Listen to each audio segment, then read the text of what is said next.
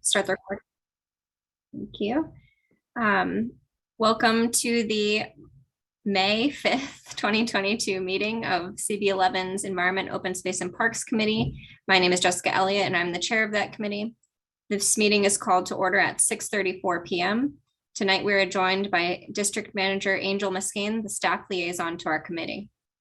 In order to conduct an efficient meeting, let's observe a few ground rules. No one may speak until granted to the floor. CB11 members, if you have a question about board business or wish to make a motion, please raise your hand through Zoom. If you click the participants icon, the participants panel should appear and you should find the raise hand function there. If you still have technical difficulty, you may click the chat icon and relay your difficulty to the staff. The chat function should not be used for CB11 business or questions about the agenda topics. All such remarks should be made on the record by raising your hand through Zoom. Chat should only be used to alert us to any technical difficulties you are having or to state in writing information like an email address that was already stated aloud on the record during the meeting. When a member is given the floor to speak, I will identify you and you can unmute yourself so that you can speak. Please keep your questions and comments succinct and germane to the discussion. Members of the public, if you have a question or comment about the subjects on the agenda, please raise your hand through Zoom and wait to be recognized. We will now take attendance by roll call. Board members, you can unmute yourselves and answer present when your name is called. Ann Collier. Present. Jessica Elliott. Present. David Giordano. Present. Alonzo Johnson. Connie Lee. Present. Malik McCullough. Present. Debbie Quinones. Natasha is excused. Russell is excused. Michelle Wilcher Clement. Present. Jordan Wright. Present. You have quorum. Thank you, Angel. The agenda for tonight's meeting was distributed ahead of time by the board office and was posted online. If there's no objection, we'll adopt the agenda as stated. Committee members, if you object, it's okay. You're here. If you object to adopting the agenda, you may raise your hand through Zoom. Seeing no objections, the agenda for tonight's meeting is adopted. The minutes from our last meeting were distributed to committee members ahead of time by the board office. If there's no objection, we will adopt the minutes from that meeting. Committee members, if you object to adopting the minutes, you may raise your hand through Zoom. Seeing no objections, the meeting minutes from the last meeting are adopted. They will soon be available on the CB11 website. The meeting minutes of tonight's meeting are being taken by Jessica Elliott. We'll move into our announcements. Just a note, the next meeting of this committee is scheduled for June 9th, 2022, which is a week later than it usually is. So just so that everyone is aware, it's going to be held on June 9th. Are there any other announcements from committee members?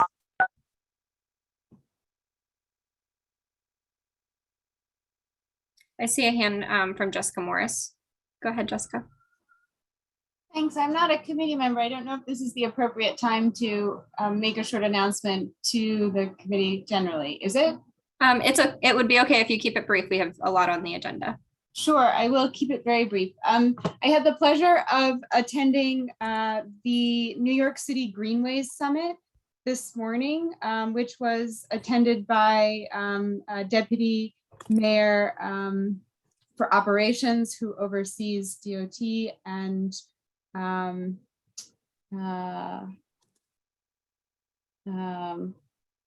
the other critical one, but also commissioners from Parks, DOT, and EDC.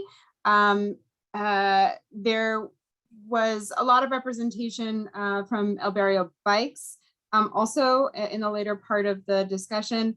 And by way of just offering a short note that last week, in following up on a comment that I made in the full board meeting to the Manhattan Borough President about the potential for considering something like an FDR open street, which I have talked about previously, met with a number of CBOs to consider entertaining supporting that idea. it is not a thing, far from a thing, but a potential idea. So I'm just bringing it here. If there is anybody who wants to understand more about what I am talking about, or potentially considering and looking to possibly work towards, please reach out. I'll put my email in the chat, and we'll continue to work together with some community-based orgs who you are all very familiar with, potentially coming to the committee looking for support in concept, right? Not for a thing, but for the idea of a thing at some point in the future time. There seems to be great support from city DOT, which state DOT has confirmed it would be city DOT that would say okay. And the mayor's office has interest in understanding what the ask would be. So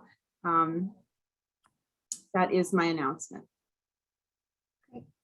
Thank you so much, Jessica, and congratulations on getting it moving forward. I know it's a big project, and I'm excited that there's interest, and it would be great if you could share your email in the chat so that we can put it in the meeting minutes. And are there any questions from the board members?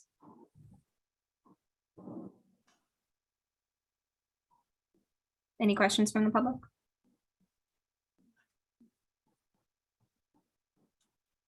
Great. Thank you so much, Jessica. Thank you. Jennifer, go ahead.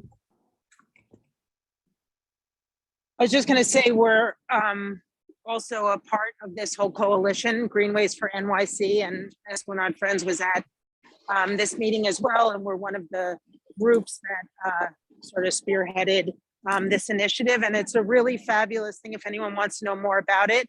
And we're advocating for a continuous Greenway around all 5 boroughs. So it could be an amazing thing if it happens in the next few years or in any of our lifetimes.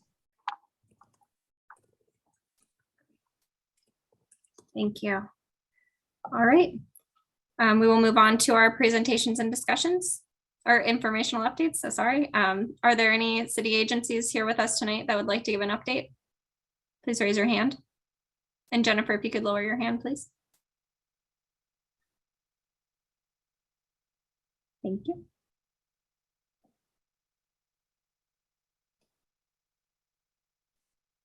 All right. Is anyone from the Parks Department here to give an update? Hi, this is Marlisa. I'm here from the Parks Department. We're giving a presentation tonight. I'm not sure if this is the appropriate time for that. Great. I think I just wanted to double check because we haven't had a representative from Parks at our previous meetings, and there were a few questions that came up, and I just wanted to confirm if the lighting issues at Marcus Garvey Park have been resolved. Hi, yes, this is Dave Williams here. Okay, great. Yes, hi, yes, the light issue's been resolved. Not only has it been resolved, but the lights are actually running in the daytime as well. So better that than nothing, so I'm not even complaining, but the lights are all working throughout the park. I think Con Edison also helped out with the issue, so yes, everything's working well. Also, we had some routine pest control issues that was addressed at Detective Omar Edwards Park. We had exterminated state treat today. Abraham Lincoln Playground was treated for rodents. White Playground has also been White Parks has also been treated for pest control. What else we have? What else was there on the list? There was a couple others. I can't quite. Marcus Garvey, of course, the outside and inside perimeter was baited for rodents as well. We had volunteers come by 2 Saturdays ago, and we actually painted the playground west of Marcus Garvey on 124th Street. We painted the fence, the benches, and I put in a work order to get the play equipment painted as well. And we had our street games at Thomas Jefferson last week, Saturday. And in preparation to the street game, we did a major facelift to the park. We painted over 60 benches. We painted all of the light poles. The lamp poles were painted. We painted the billows. We replaced some of our consolidated name park signs. We painted the handball courts with brand new painted. The skate park was also repainted. Unfortunately, there's a issue with graffiti. I'm pretty sure you guys are aware of. They're like tagged like every day, so we're basically doing touch-up painting on a daily basis. The park looks great now. I don't know if anybody in the neighborhood had an opportunity to go by, just check out Thomas Jefferson Park. And we also had some gardening and some horticultural work done to the landscape as well. Park looked different from a month ago, so I encourage everybody to just take a look. And if you see something that concerns you, just reach out to me, give me a call, give me an email.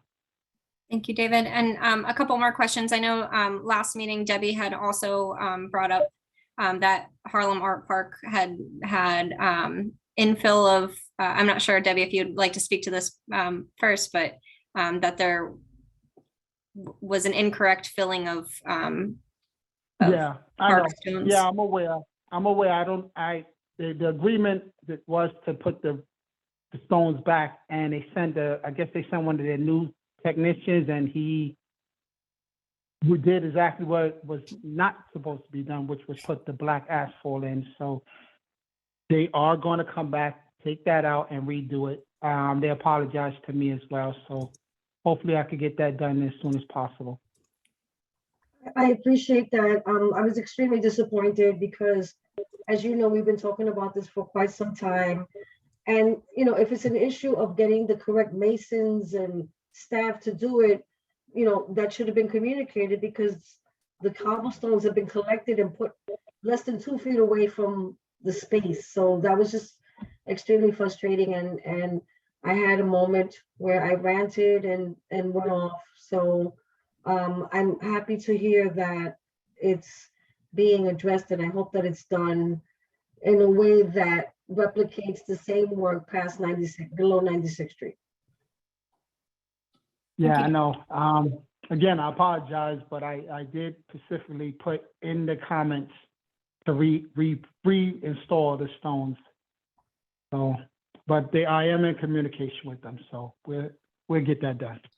And the last point I wanted to follow up on before I go to Malik is that at a previous meeting, we had discussed that the comfort station at Marcus Garvey Park was only open to the Little League and the Recreation Center. So I just wanted to give an opportunity to anyone who has any comments about that at this time. I know that I spoke with Jana and she mentioned that there were issues of drug use in the park, that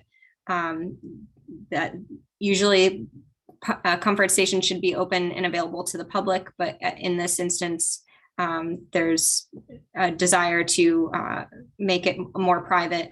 So I think it deserves a conversation at some point. But I just wanted to lift that up if anyone has any comments. Well,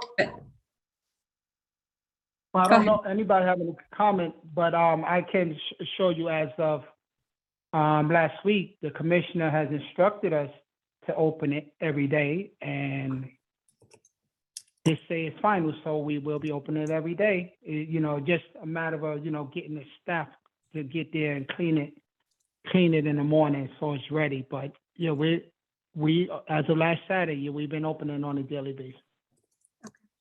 I'll go to Malik and then Connie. Ladies first. Go ahead, Connie. I know yours is related. I'll just confirm that, yes, the bathroom has been open. And that's very much appreciated, since it's a public bathroom built in a public park with public funding. I also wanted to say thank you. The Drummers Circle sign is back up.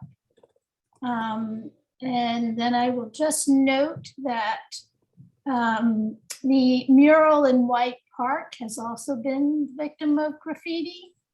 And I'm reaching out to the artist who painted the mural originally to see if we can't just touch it up a little bit.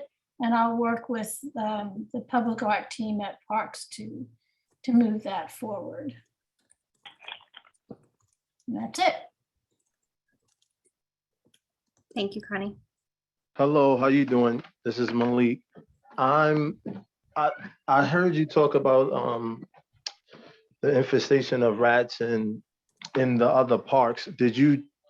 Was each one Park on that list of y'all going to see it, and also as far as the lights in each one Park, are they all bright and shiny like Marcus Garvey's as well?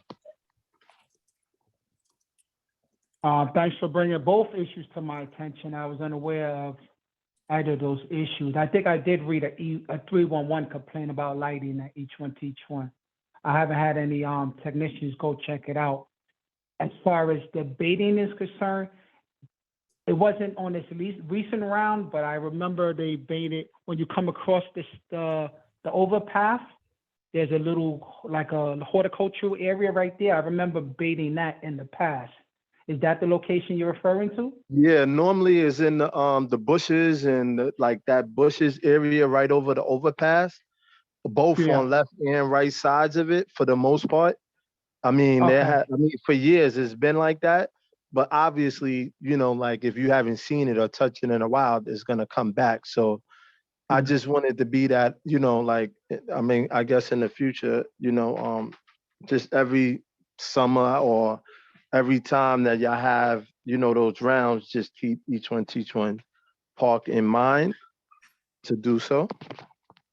Okay, all right. The supervisor should be checking that and putting it in their reports. I'll reach out to the supervision and find out what are their findings are and get some work orders in for that. Thank you. Sure, no problem. Thank you, Malik. Fernando, I see you put your hand up. I'm not sure if it's an accident.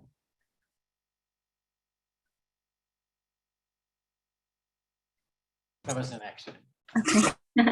All right. Are there any questions from the public for Department of Parks and Recreation? Okay. Is there anyone from DSNY here today with us? Just checking. Probably not. Okay. We'll move on to Parks advocacy groups. I see David Salerno, and then if anyone else is here from a Parks advocacy group, if you could raise your hand, I'll recognize you.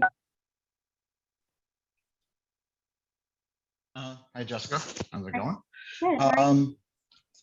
So first announcement, pretty exciting for us. Included in the recent executive capital budget that was announced is an additional $22 million that is going to go towards the reconstruction of the roadways on Randall's Island. Anyone who has driven them or been on the M35 recently knows that they are in really, really bad condition. They're not DOT roads, so they don't get the regular maintenance that DOT roads get. So we had initial funding of 17 million was secured a couple of years ago, which is kind of going to be a phase one. And this 22 million will go towards the final complete reconstruction. So the roadways out on Randall's Island, when you're taking the bus out there, will be safe. So that was just announced last week. Additionally, we have, I mentioned it last week, but today it was actually installed. There's a new sculpture at the park down by the 103rd Street footbridge. It's called Empower Flower by Ruben Robert. It was located, actually, we had the one last year that was located there too. So it just got installed today. So if you come over to the park, you'll see some brand new art right over the footbridge.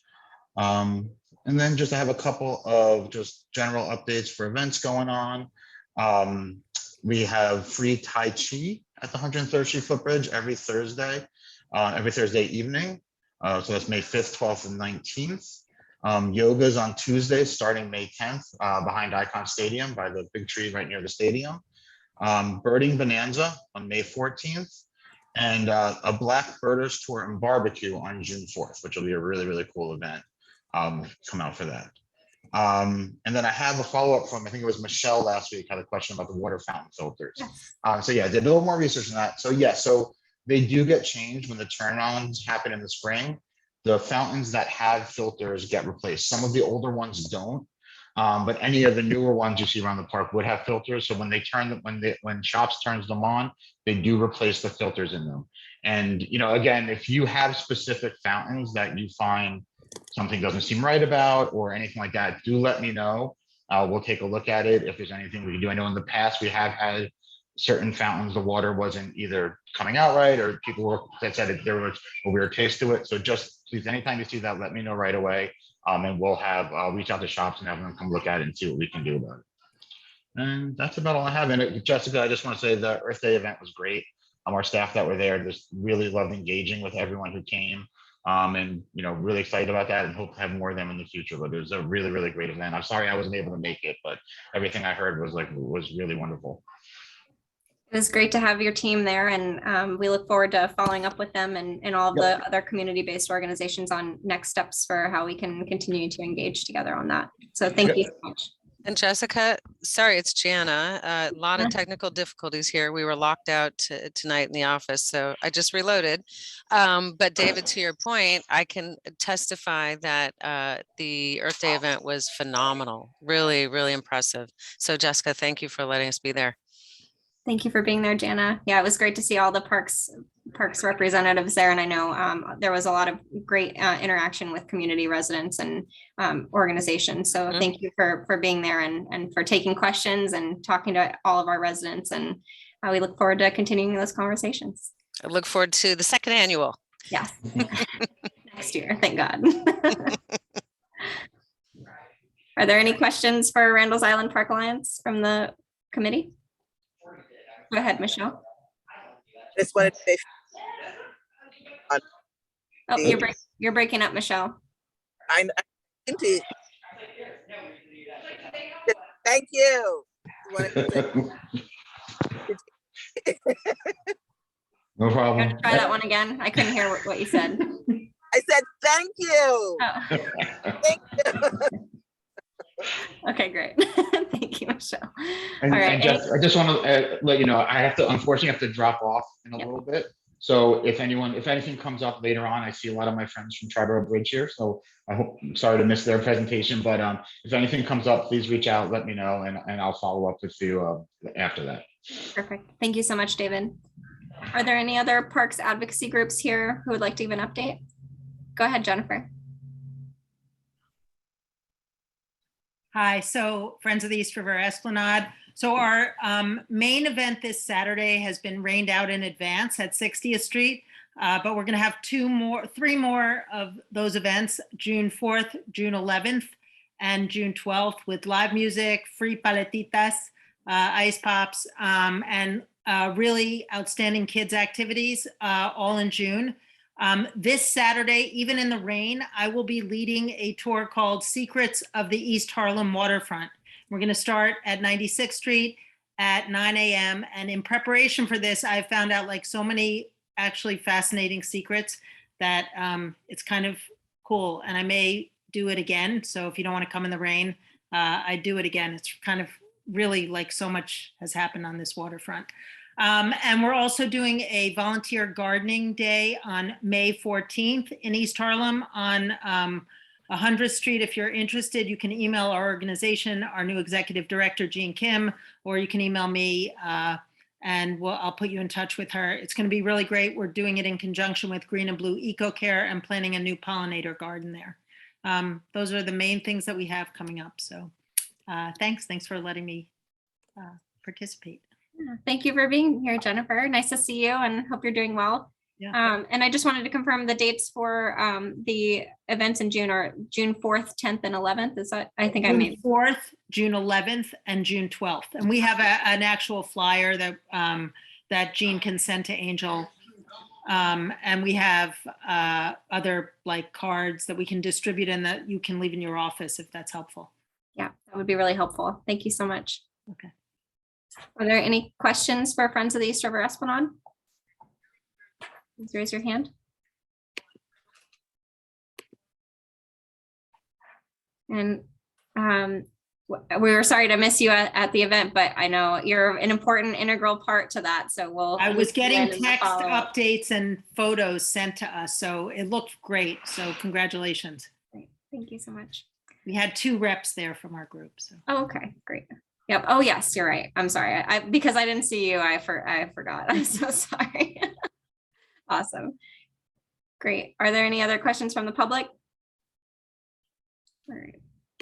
Seeing none, we will move on to other community-based organizations. I think first, we will have a presentation by Angel and Ray from East Harlem Emergency Preparedness Collaborative. And then anyone else will ask you to raise your hands following this presentation. Thank you, Jessica. May I share my screen for a moment? Yes. Great, thanks.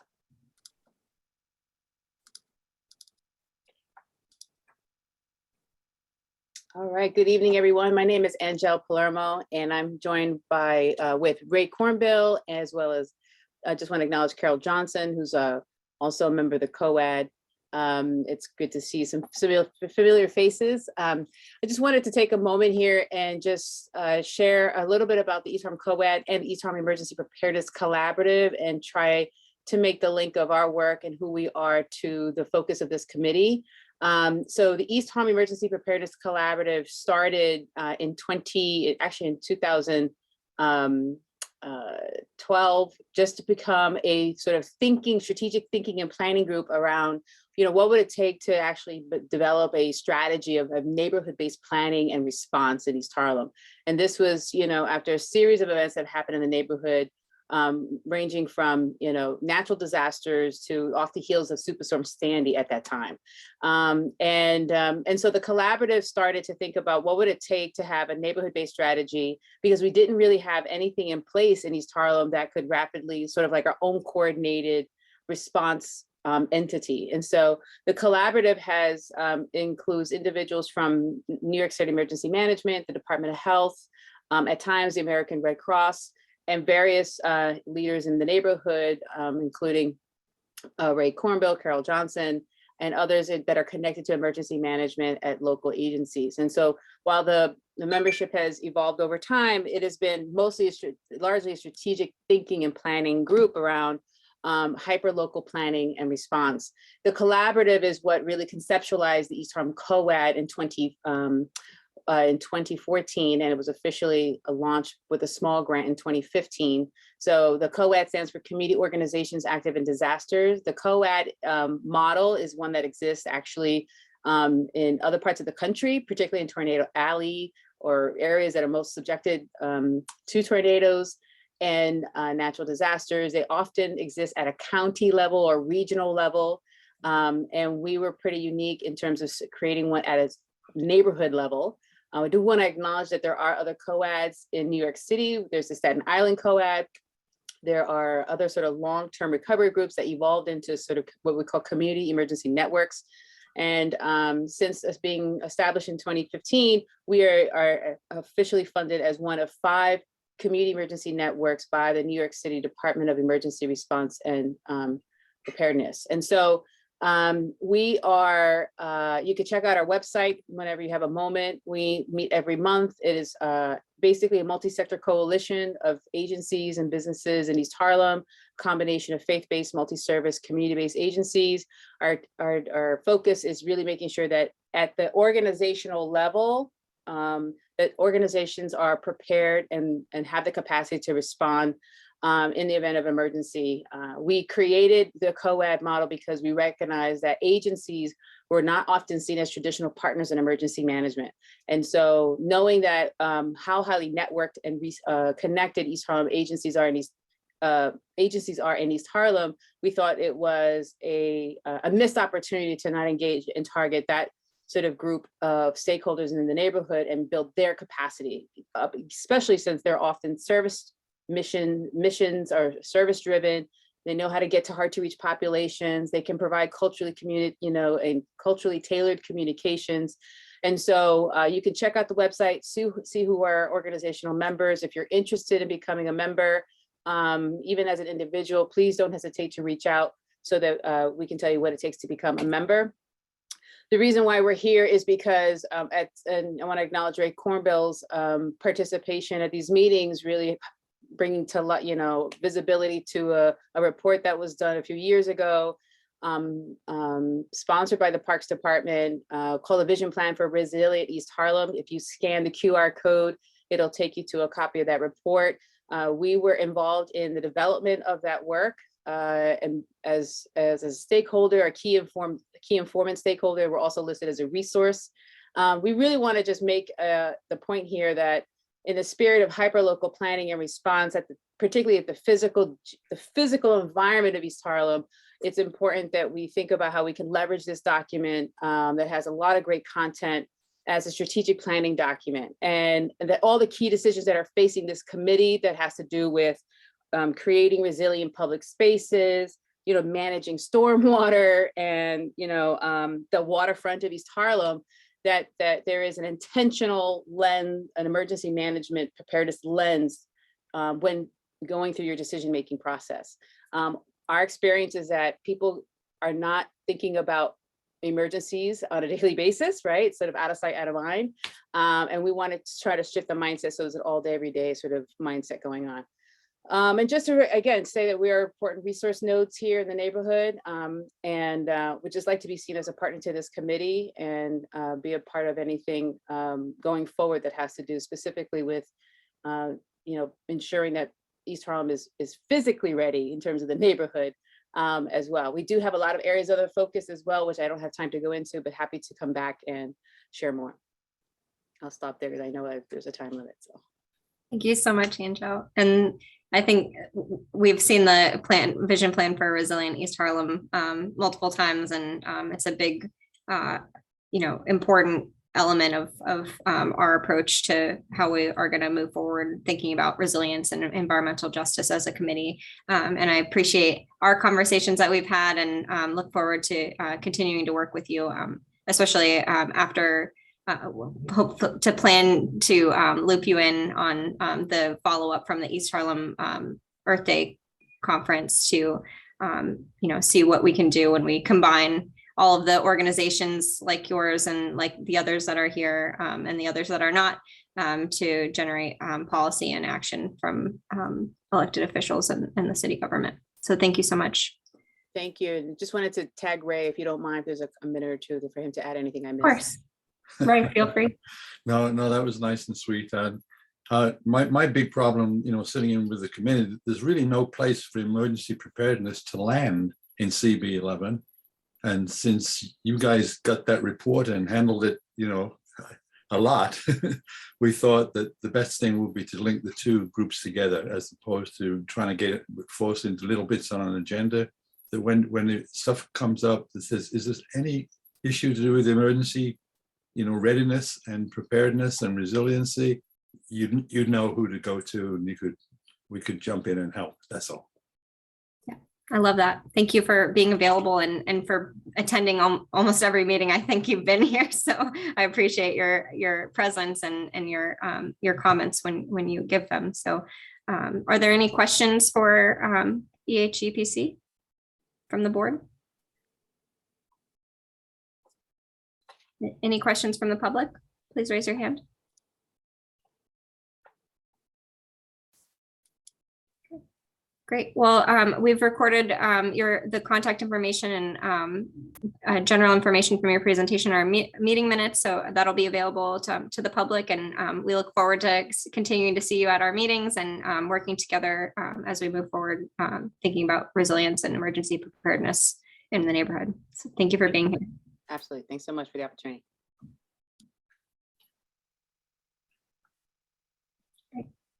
Are there any other community-based organizations that would like to give an update today? Please raise your hand. I see a hand in the public. Metternich Clemens.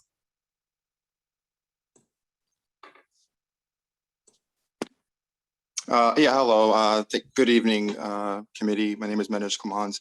Just wanted to give a quick update. For those who don't know, I run a research center called SELA.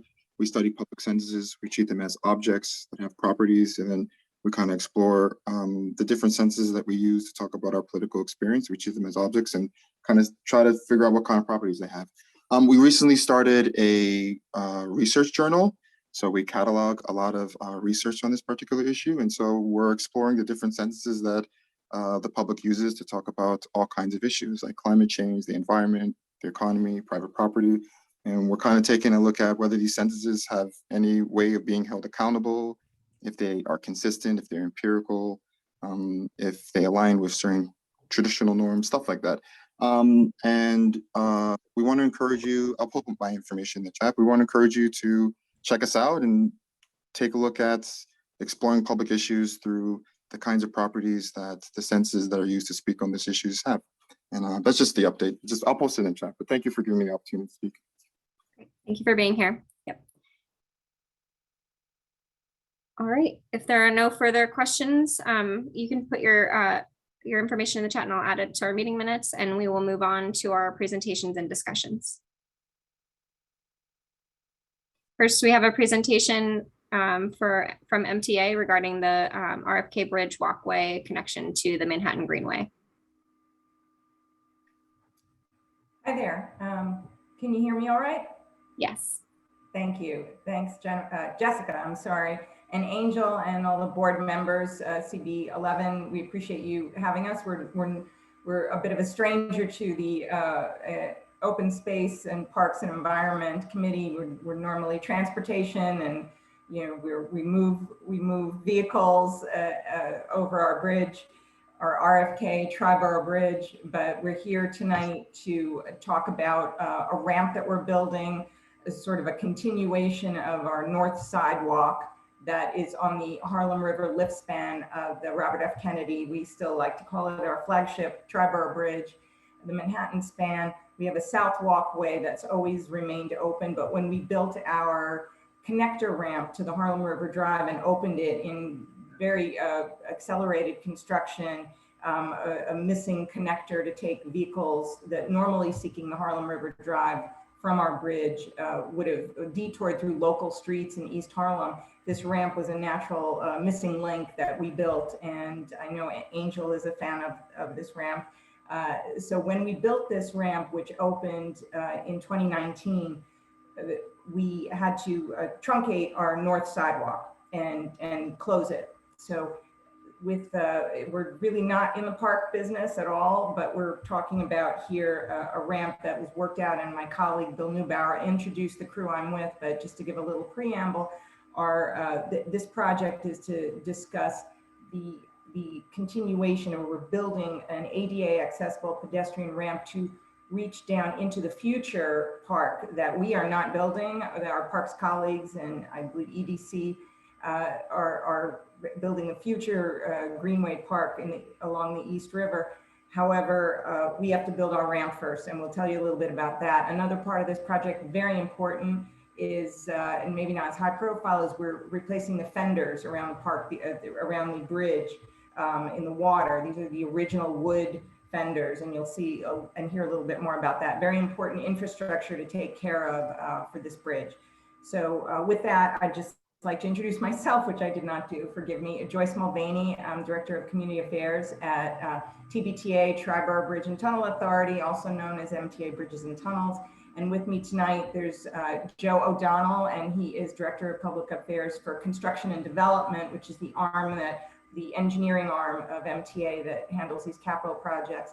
My colleague from the RFK Bridge, Deputy Chief Engineer Bill Neubauer, who will be doing the presentation. Armindo Montero, who's the facility engineer responsible for the RFK Bridge, and Chris Owens, who's the operations director of the bridge, responsible for maintenance and operations, as well my colleague Rose Karani, Deputy Director, Public Affairs, and last but not least, Neil George, who's the actual project manager engineer for this project. So with that, I will mute myself and hand it over to Bill Neubauer to take you through this project, and we'll be happy to answer any questions you have during or after the presentation. Thank you.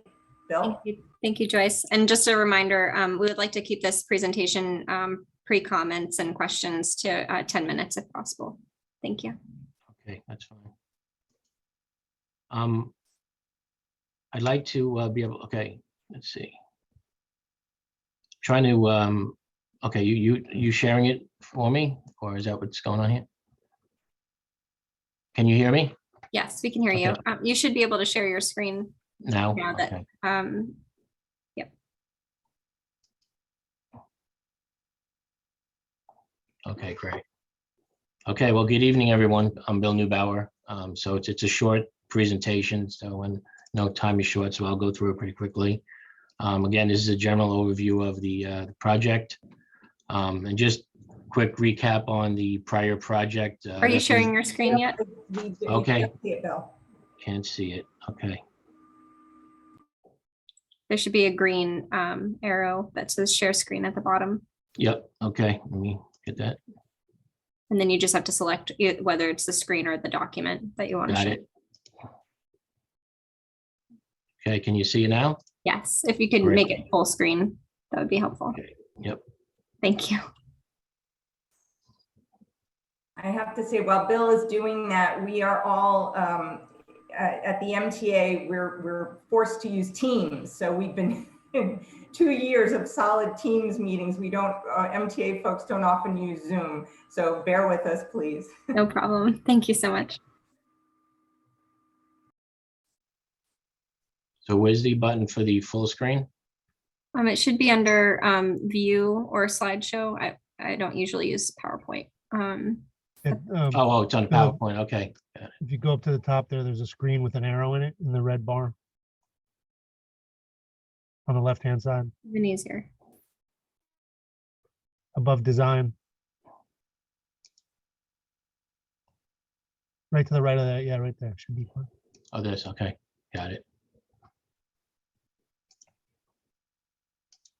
How's that better? Perfect. That Thank good? you. Okay, great. Bingo. All right. Let me move on. Okay, so this is a recap of the ramp, vehicular ramp project that Joyce mentioned that we completed in November 2020. So I'll quickly go through that.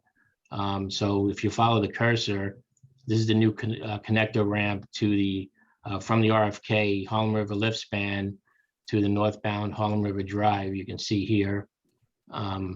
And this is the existing ramp that's been in place down to the 125th Street and 2nd Avenue. So the original sidewalk was routed here along this side. So you could see why it was, we had to, it was disconnected. Okay. And that's why we are now going to construct a new ramp going into this area. So, the benefit really of this ramp, obviously, it connected direct connection to the Harlem River Drive North. We eliminated approximately 1,700 vehicles per day from the local streets, which is, I think, anybody in the area knows it's a huge benefit. We also were able to reduce the large volume and traffic backups on the Harlem River lift span each day. So that was great. Moving on to the project that we've undertaken now, it's a new pedestrian ramp.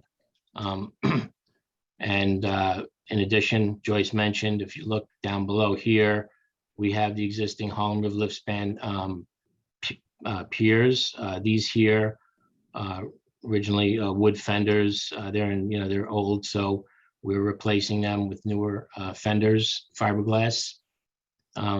Benefit of this here, we're going to be installing, it's going to be an ADA accessible ramp.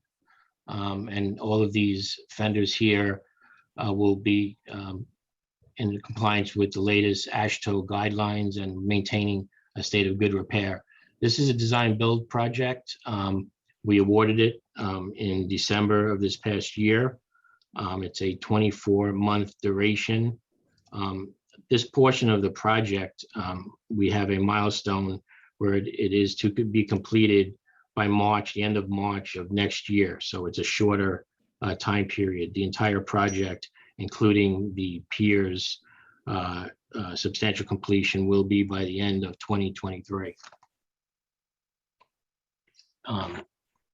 We've had a lot of coordination with, number of different city agencies. This is their property, so we had to coordinate and execute a legal agreement with them, and we've had a lot of very successful coordination and with them. So you could see here in the left-hand side this rendering of our new ramp as it comes down onto this property here. This is the park that the city is in the process of designing for development. And we have integrated our ramp with their park. And you see the future park with the grass and the paths for bikes and pedestrians.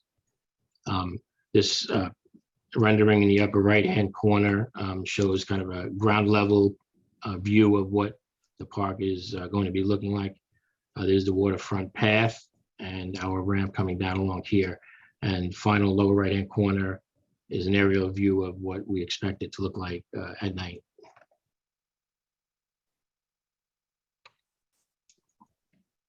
During construction, there's the entrance from 127th Street here that provides access underneath the existing Harlem River Drive, north and southbound. So access to the construction site is the dark gray area, and construction vehicles and material will be brought in over here, and then egress will be out this way along 127th to First Avenue. We do not expect any significant impact to the community. Really, we didn't have much impact when we built the vehicular ramp. Didn't have really any complaints. Again, this work in this area here will be substantially complete by the end of March of this year. And then the remaining work, which is really water-based work, will be finished up, and the access will be from the Randall's Island side. So there'll be some off-peak closures on the bridge to make the connection to the ramp. That'll be mainly nighttime work, some possibly day, but again, it's off-peak, so we don't expect any impact on traffic.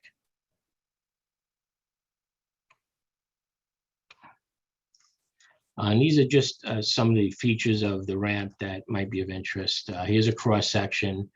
The clear space width of the ramp will be 10 feet. We'll have, this is kind of looking as if you're walking down the ramp. We'll have a curved railing system with an integral lighting system along the top. Lights will be shining down. So this is the land side of it. The Harlem River Drive is on this side, and this is the water side.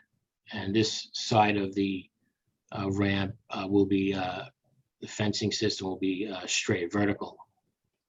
So if you look at this view of it, on a higher portion of the ramp, the fence is higher. It's on this side, it's about 8 feet.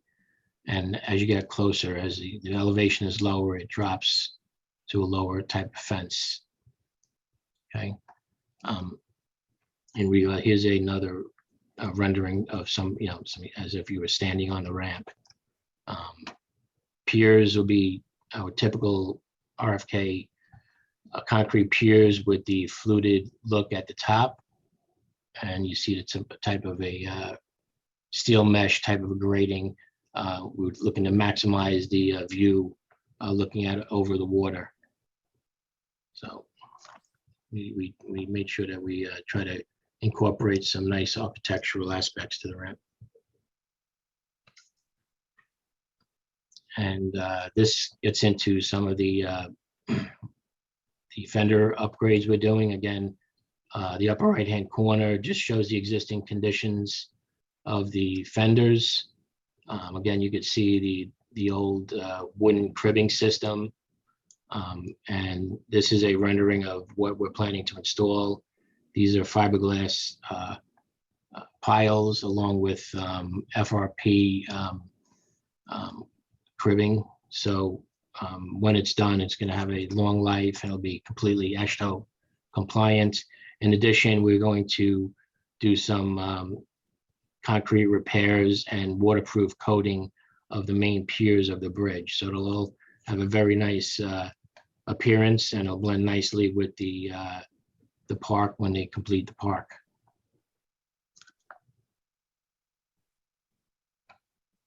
So that's just a quick overview of our project, and I'll be happy to answer any questions you have.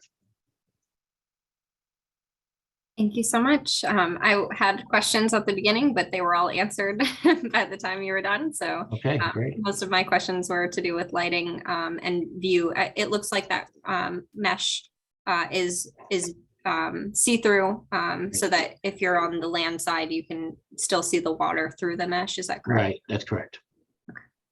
Are there any questions from the board? Please raise your hand.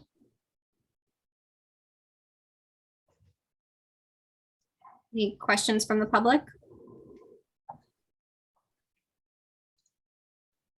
Oh, I see Michelle. Before I go to the public, Michelle from the committee has a question, and then I will go to the raised hand in the public. I apologize for not putting on my screen, but every time I do, I get cut off. Yep, no problem. I wanted to find out, thank you for your presentation. I truly appreciate it. And I'm very excited to have this ramp and what it looks very good. I was curious to find out, is there going to be any way, is this just for pedestrians, or will motorized bikes, or is there any other type of non-pedestrian allowed on this bridge? Oh, this ramp. Yeah, Well, go ahead, Bill. yeah. I mean, right now we're designing it. It'll have it's an ADA compliant ramp that'll be 10 feet wide, which means that it's wide enough to be shared use for both bikes and pedestrians. The current policy at TBTA is that bike riders have to dismount because the full path across the bridge is not fully compliant for shared use. So that the current policy is that they have to dismount. Right, and thanks, Bill. And I want to point out for Michelle, I think, that again, this is a ramp from the existing North Walkway, which is not being rebuilt. It's from the original bridge construction. So our walkways, we're not widening the footprint of the span. So those bridges do not meet requirements for the walkway. The current pedestrian walkways on either side of the bridge don't meet current standards for shared use path. However, this ramp that we're building down to the park is ADA compliant, and also I believe it's it's 10 foot wide, Bill, so it is AASHTO compliant. But in terms of we don't allow, prohibited any kind of motorized bikes.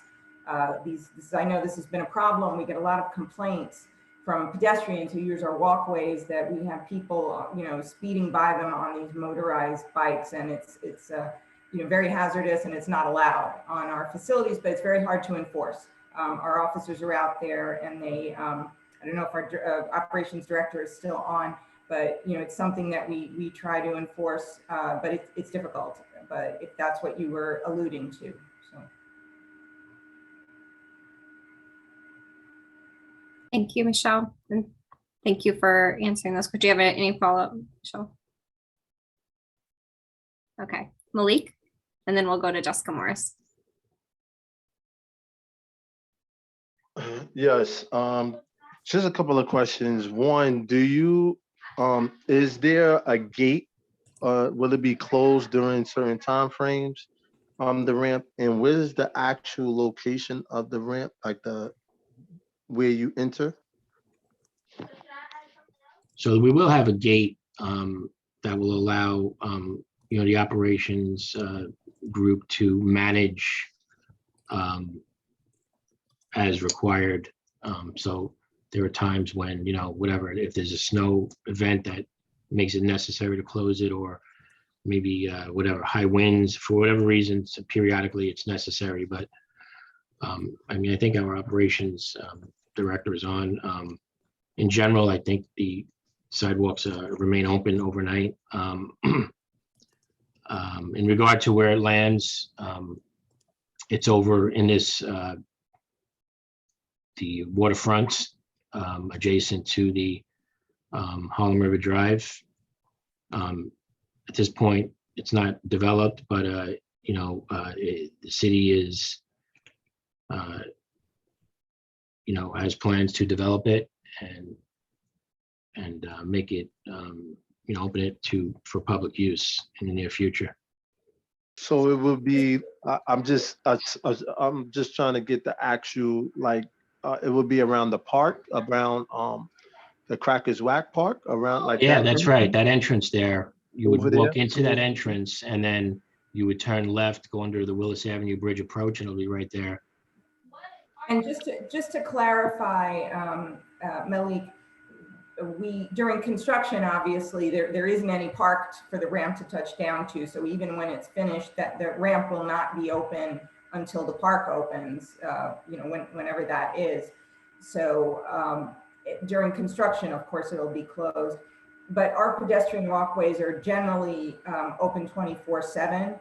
So, you know, as Bill said, we're still, you know, working on design a little bit of this, but there's, you know, always circumstances. I know that, you know, we work very closely with Dave Salerno when there are events in terms of, there are times for construction purposes, we have to close one walkway, but we almost always, there's always the south walkway that's open. So we never completely close the walkways on Manhattan span, but during the construction, of course, it'll be closed. But, you know, after that, you know, our walkways generally stay open, but, you know, again, that's to be determined. Maybe things will change in the future because this park is a new angle for us. So, you know, I hope that's helpful. Yes, thank you. Thank you, Malik. Jessica?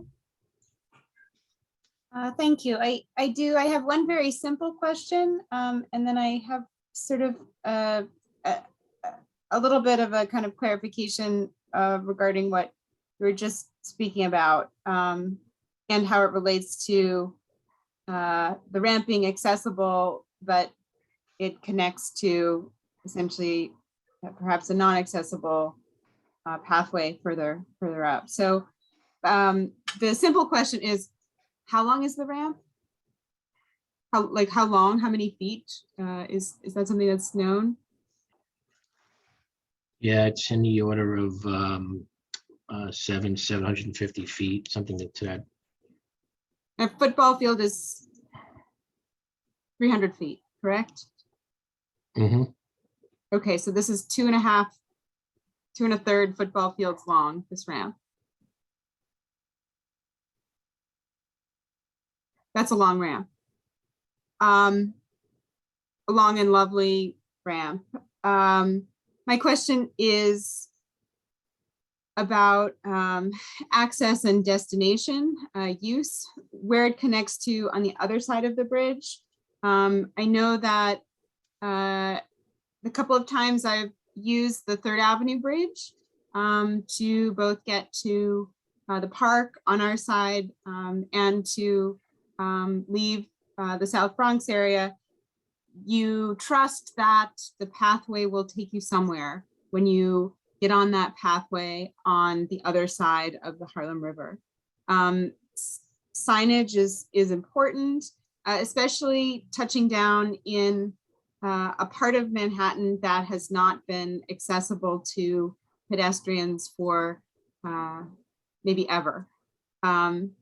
Is there a plan for signage? And I'm not sure, this is something I don't know very much about, but again, the question about access in coordination with the park, it's a long way to walk if you get to a point and it is a dead end, which could be a very real safety concern.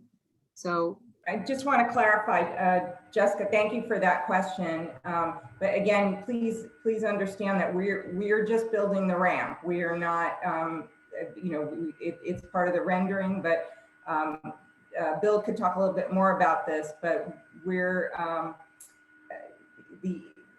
inside that park, future park, that's the property and the, you know, the operation and the design of parks and EDC. So in terms of signage, I believe, Bill, correct me if I'm wrong, you know, that's a different agencies involved. Yes, I mean, right, so the ramp terminates on Randall's Island on one end, right? But on the Manhattan end, right, the park is being, this waterfront area is being developed. We will not open this sidewalk until that is fully developed and opened by the city. And there will be signage integrated with the project. It's not going to be opened in an unsafe condition. And we are coordinating with the city, and we will coordinate with the city on that. Okay, and just to follow up, the new ramp is ADA compliant and wide enough for shared use. But what it connects to is not necessarily. Is where it touches down on the other side on Randall's Island also ADA compliant or not? Right. I'm sorry, Bill. Go ahead, Joyce. Go ahead. Yeah, I'll let you back clean up because you know the details better. But just generally to clarify, Jessica, the sidewalks, the walkways on our bridge are not changing. They're staying the narrow width that they are. They're not even 4 feet in some places. So they are. Cyclists are required to dismount. Like we are really making it. You know, this is part of our wider effort under the mantle of the MTA, which is doing a lot to. You know, we have old infrastructure. This bridge dates from the middle 1930s. So we're making improvements where we can as we go, but we have old infrastructure. So this ramp is a perfect example of, we're looking forward. When we build something new, we build it, according to modern standards. So in terms of the actual walkway on the bridge itself, both the south and the north, the widths are not changing. So we're restricted by that. So there is signage there that the cyclists should dismount for their own safety as well as pedestrians. Once the ramp from the pedestrian ramps on the RFK Bridge, Manhattan span, touch down onto Randall's Island, that's not our property again, that's parks. And the paths all along Randall's Island and Ward's Island, those are parks paths. So, I hope that it's a real alphabet soup of agencies, right? It's the way New York is, especially Randall's Island. So the walkway terminates on Randall's Island and then it connects to paths that are Parks Department paths. Right. I understand that. But the part that belongs to MTA from the point where the new accessible ramp, which is lovely, and even if you get to the top and you're not able to safely, or comfortably continue to move along that pathway for whatever reason, it is a lovely promenade to be able to access a view and safely navigate. We are moving forward and not back. And I think that's, that is the point. You're right.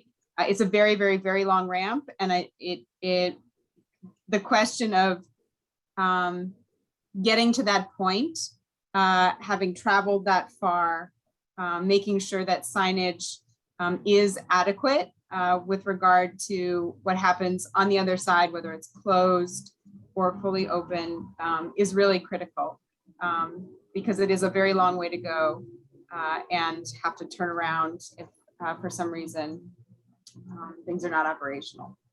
Yes, we will not have allow people to walk onto our sidewalk and have the other end closed. That won't happen. We have gates on each end, so that will not happen. There won't be a case where that would happen.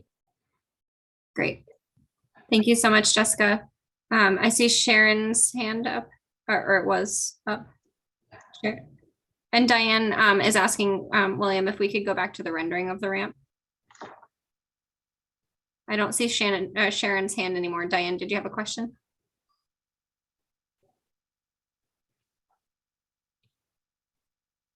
I wanted to see a rendering again of the ramp. That's why you haven't heard me ask any questions. Because the people, from the way it looks or the way it sounds, the people that are going to be impacted by this clearly would be up a little further to the north of us. I'm just not clear as to I see the pedestrian ramp coming down to the park, right? Right. Yeah, and I voice concerns like Michelle did about bicycles. We're having problems with them now on just regular bridges. So I can imagine where you have a wider pedestrian bridge, they're going to be even more so. I really don't have any questions right now. Will we be also getting this presentation, Jessica, at some point so we can kind of delve into it ourselves a little bit more? Yes. And I'll reserve any questions until I get to see it. And I'll forward it to you, okay? Great. Thank you. And just to note and confirm, the MTA is not asking for any letters of support or from anything from the committee. Is that correct?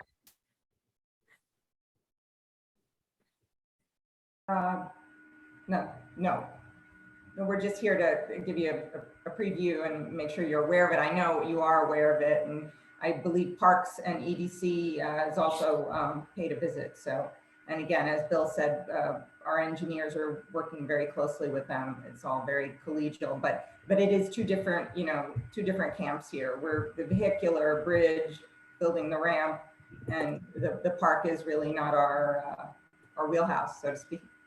Got it. All right. Yes. If you could just send us a copy of this presentation, that would be great. Diane? I'm just sorry. I just wanted to make sure that, that's why I wanted to see the rendering of what impact that was going to have, if any, on the Harlem African burial ground. Given the fact that it is in that proximity. I really can't tell from the picture. I think Diane, I know we went through a lot back when we built, projects, it's quite some time ago now. Angel will remember when we rebuilt our East 125th Street, 124th Street on and off ramps. This came up, we had an archaeologist on site. The burial ground is the old bus depot area. This is landfill around here. This is not, right, Bill? This is right, Joyce. Yeah, this is, I mean, it's been very, very exhaustively vetted in terms of that. But this area here, we're on, there was no land back then. So at the time we did this other 3 projects ago, our ramps further inland, it was really the old New York City Transit bus depot on East 126 that was at issue, as I recall. Okay, thank you. Great. Thank you all for your questions, and thank you to the team at MTA for coming to present on this project. It was always a point of mystery with the EDC presentation, so it's nice to fill in that gap. And it's, I think for me personally, fielded a lot of concerns regarding what it would look like, and because it is so large. So thank you for the comprehensive presentation. And yeah, well, I think we'll move on to the next presentation. Thank you for Have a having good us. night, everyone. Good night, everyone. Good night, Angel. Everyone, take care. Oh, Jessica Morris, I'm sorry I missed your follow-up. We do have to move on, unfortunately. We can follow up via email if that's okay. We have 2 more presentations tonight. I think the next presentation is from EDC on the park that we are looking at in this rendering. Hello, good afternoon or good evening. This is Fernando Ortiz. Sorry, I'm on my phone. I just got home from work, and so I haven't had a time to start my computer. Yeah, thank you for having us this afternoon. We wanted to just come back to Community Board 11 and provide some status updates on the Manhattan Greenway Harlem River. So with me are some of the folks from EDC and some of our other partners who are working on this project, who will introduce themselves. I will pass it to my colleague, Julia, who is here, and we will share a PowerPoint and give a great update, and I will be around to take any questions. Thank you, Fernando, for being here and for being a part of the Earth Day. Thank you. Thank you for inviting us. Hi, I'm Julia Melzer. So we have a number of members from our design team present here tonight, as well as colleagues from Department of Parks. So we had last presented in February, and we are just returning with some more specific design updates on the park, as well as on the public art design. So I'm just going to go ahead and turn it, in the interest of time, turn it over to, is it Michael? You'll be bringing up your presentation, correct, on the park. So first we'll do the park, and Jessica, if you want to do Q&A on that, but ahead of the public art, that's up to you, but we'll have 2 separate presentations. Sorry for toddler noise in the background. No problem. And just another reminder to keep the presentations brief so that we can leave room for questions. Thank you. Yeah. Hi, everybody. I'm Michael Haggerty from Star White House. I'm a principal of urban design here, and we've been working with Langen and EDC and Parks on the design of the Manhattan Greenway Harlem River. Can you see my screen here? Yes, and nice to see you again, Michael. I was it's a pleasant surprise. Yeah, good to see you too. Just got to make this full screen here. Just a moment. Here we go. Okay. So we gave an update in February, and then last July had a kind of more comprehensive discussion about the park design.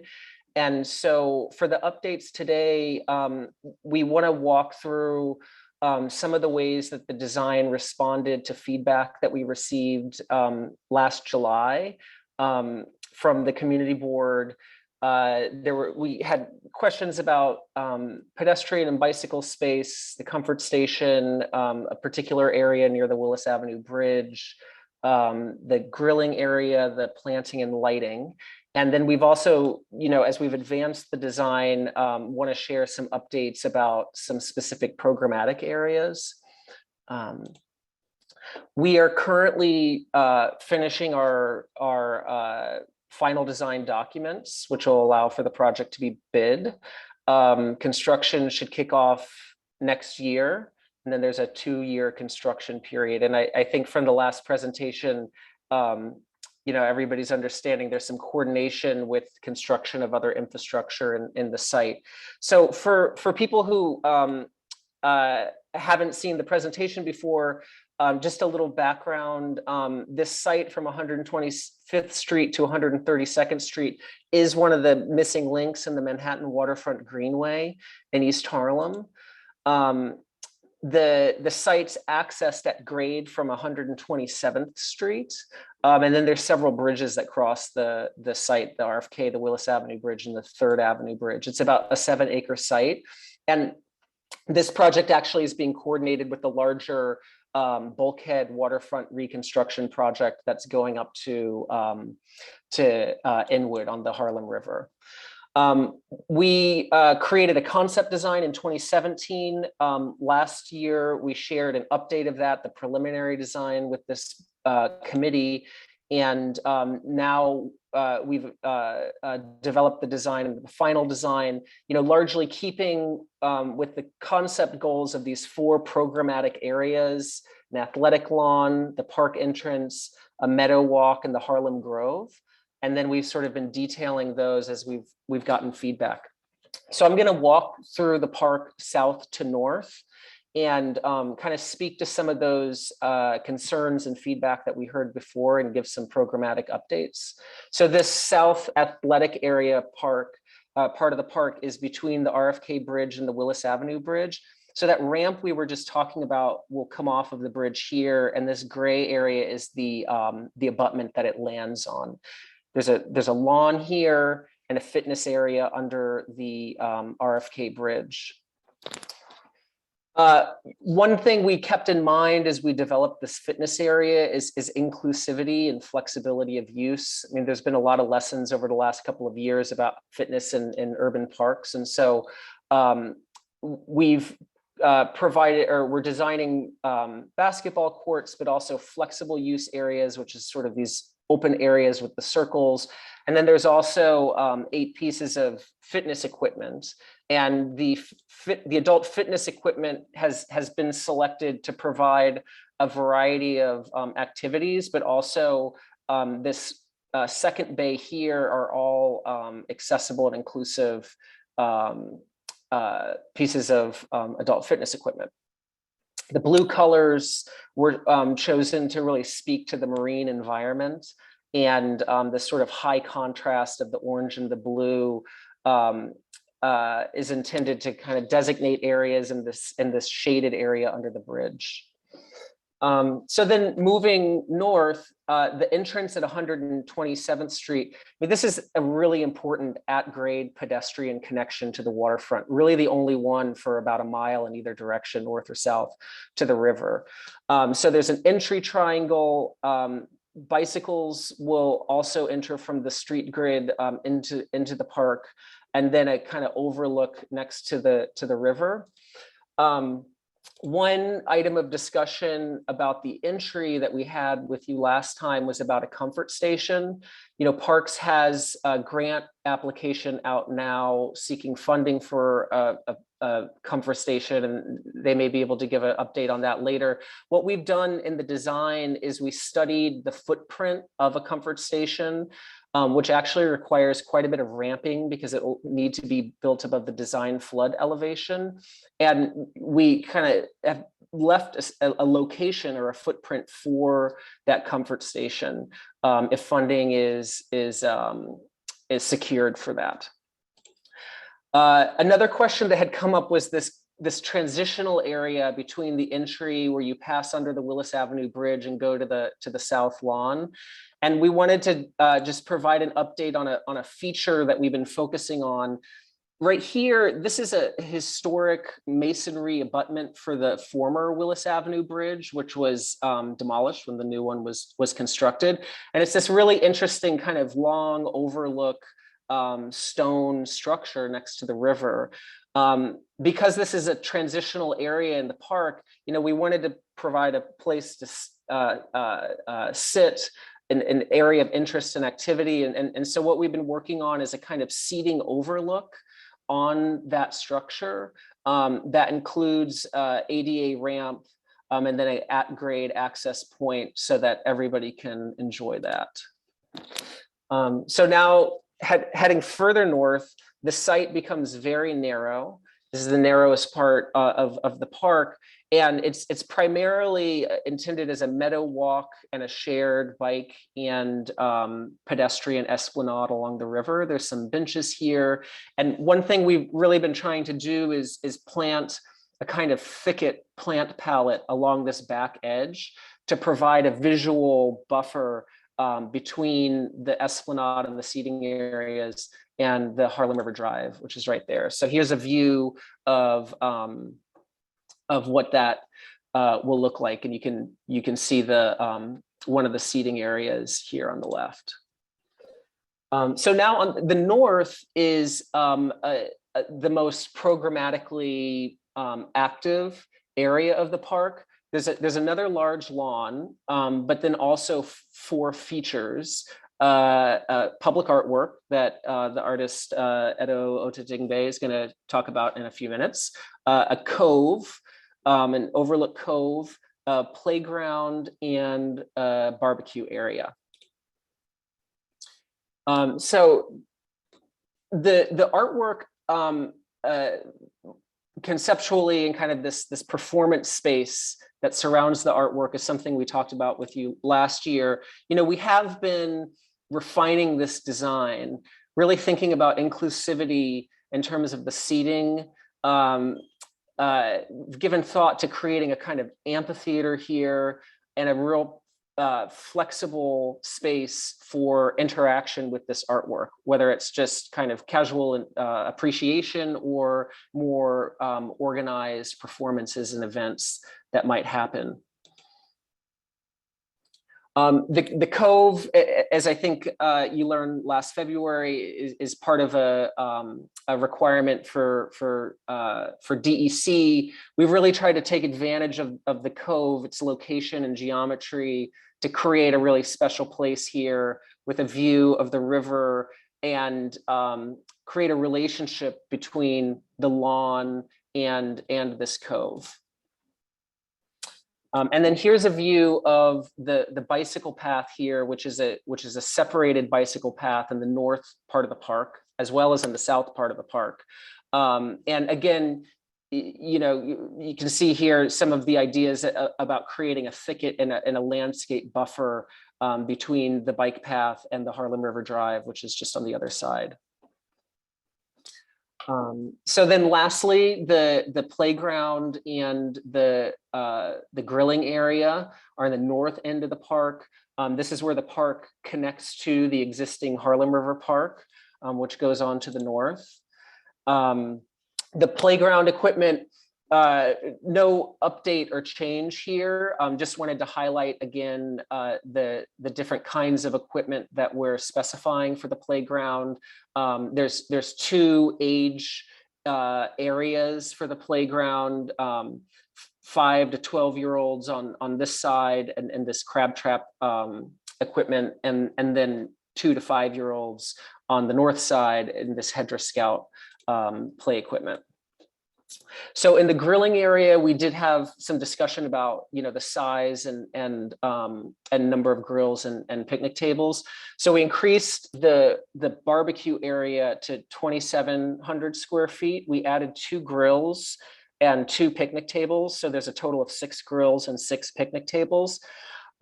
This grilling area, it's strategically located on the north side of the park because as you can see in the diagram here and then into Harlem River Park, it is open lawn. So we're imagining a kind of adjacent picnic area, but we'll also watch this. And, if we see demand increasing for barbecue area, there's an opportunity here to expand.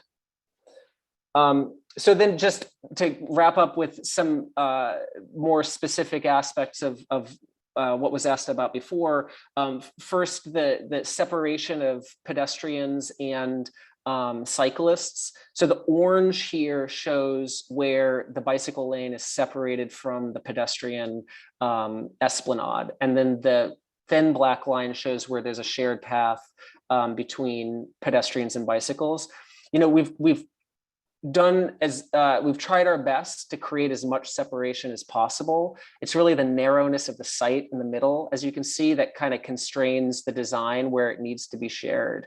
But in the south lawn and the north lawn, the bicycle path wraps around the back of the site. And this little dog leg here is where it connects with that ramp that Joyce and Bill were talking about. There's going to be 276 new trees. The trees are there to shade the esplanade, to provide these kinds of outdoor rooms for the lawns, and to shape the spaces and the circulation. The overall, there's 42% permeable surfaces, and that's important. In addition to installing a drainage system for the site, because currently, because of its use as a construction staging area, it's very compacted. I think whenever you see a existing conditions photo, water is puddling. So we're improving the stormwater management. The lighting plan will feature Flushing Meadows lamps and security lighting under the RFK bridge.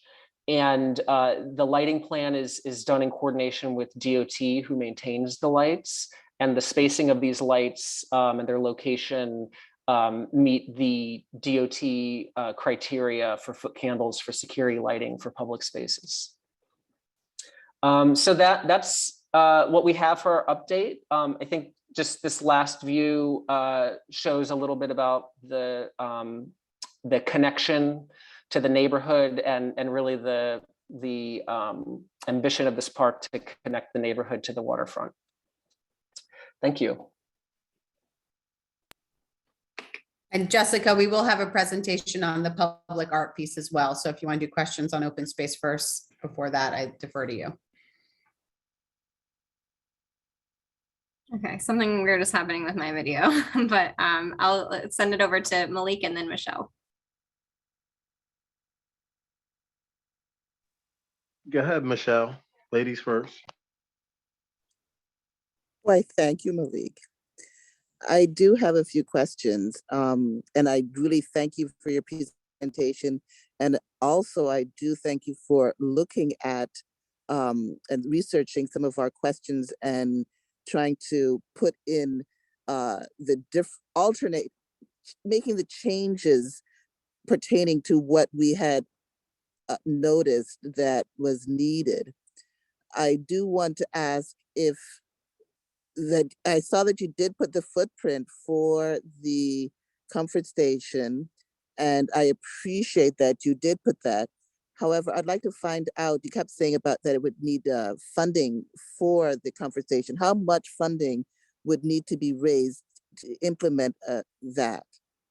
That's my first question. I can jump in. I'm Alda Chan from Parks. We actually worked with Community Board 11 support last fall to apply for a grant of almost $5 million for the comfort station. And we are currently awaiting news from state parks and NPS to see if we've gotten that grant. But that is approximately what we are estimating a cost of a comfort station at this site would be. Would be 5 million, is that what you're saying? Approximately, yes. And how much do we have at the present time that would be directed toward it? So we're looking for grant funding because we don't have funding for a comfort station at this point. Okay, and I have to process that a little bit further, but my other question was the barbecue. You added 2 barbecue stations to that area with the possibility, if need be, to add more. How many more can fit in that area?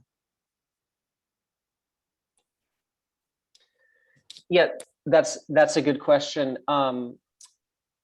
You know, the area just to the north of the site is open lawn. So you could imagine a barbecue area of a similar size, in the lawn to the north. So, potentially doubling it.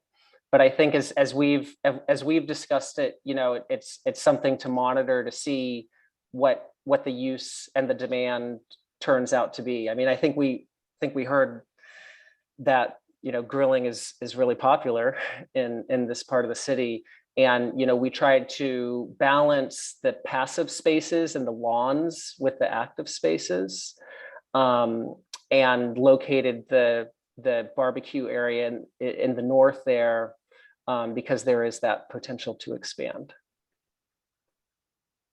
The follow-up to that is that because I know that it is going to be such a popular thing, how much funding would be needed to just implement doubling it at this point? To have it already into the plan? I think we can look at those numbers. I think it's ultimately a design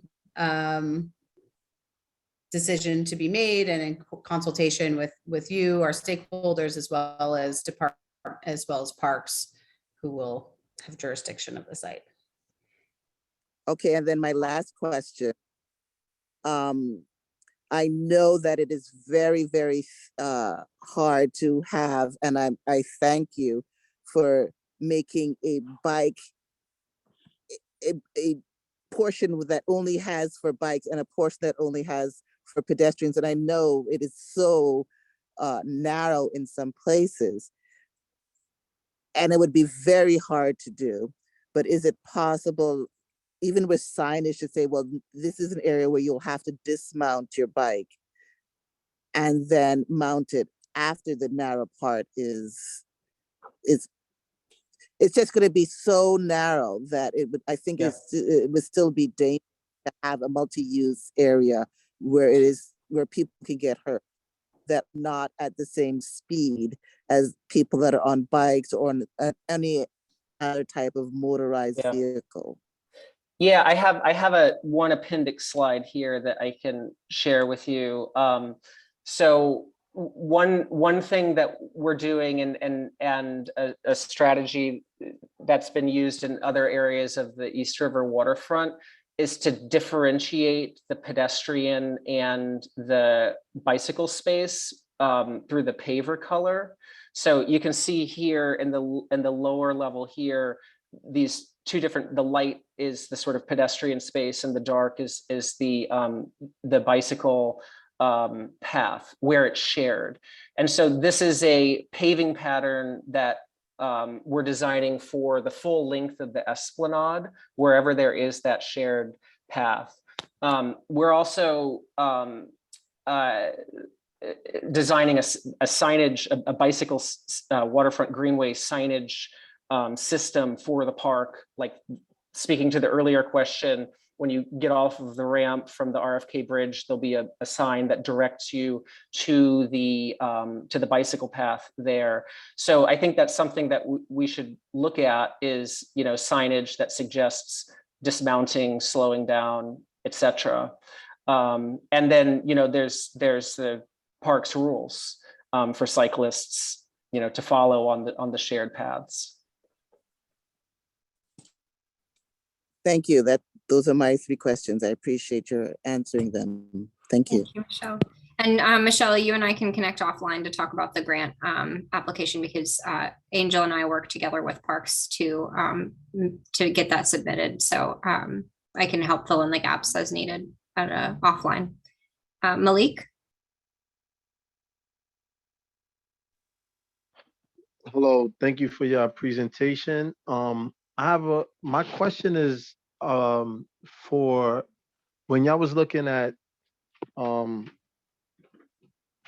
creating the design, what was the thoughts into putting the grilling and the playground area in the northern part rather than in the south part? My question to that is because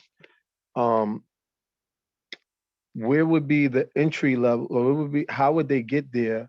Would they have to walk all the way through from 125th or 7th and to get to 132nd to get to that area? Or like what was the thought process, or what would be the closest pathway to get to that area? Yeah, thanks for that. Well, you know, some of the programming of the site, you know, really goes back to the community outreach that we did back in 2016, 2017, you know, where we looked at different programs, we looked at different kind of characters for the south and the north end of the site and the center, and had, you know, conversations with folks in the neighborhood about preferences. I think that the design idea that came, you know, early on out of that was that the south was very scenic and serene, and you know, feedback we heard was about keeping that kind of as a quiet, passive lawn, and that the north, you know, could be more active. So that programming, you know, really comes out of some of those community engagement discussions we had a while back. Now I hear you on it's far from 127th Street. The 132nd Street overpass over Harlem River Drive is just beyond the edge of the park on this drawing. Yeah, it's kind of behind a building, but you can access the 132nd Street ramp just north of the park. So, you know, people with kids, people coming to grill, they're either going to enter at 127th Street or 132nd Street. And another kind of reason for putting some of that program up there is that you do have that pedestrian overpass over the Harlem River Drive. Slight correction, I think it's at 135th, but it's by that 132nd Street. Oh, sorry about end of that. the park. Yeah, I was trying to think of what 132nd where. Sorry about that. Yeah, I mean, the diagrams that we've been showing today, they show the green and it sort of ends at 132nd Street. But I think the bigger context is that there's an existing park north of 132nd Street. And so that's what Michael was talking about in terms of thinking about how, the barbecue grill area, opens up into a lawn, and there's another entryway just north of that. So it will have connectivity to the broader Greenway and parks there.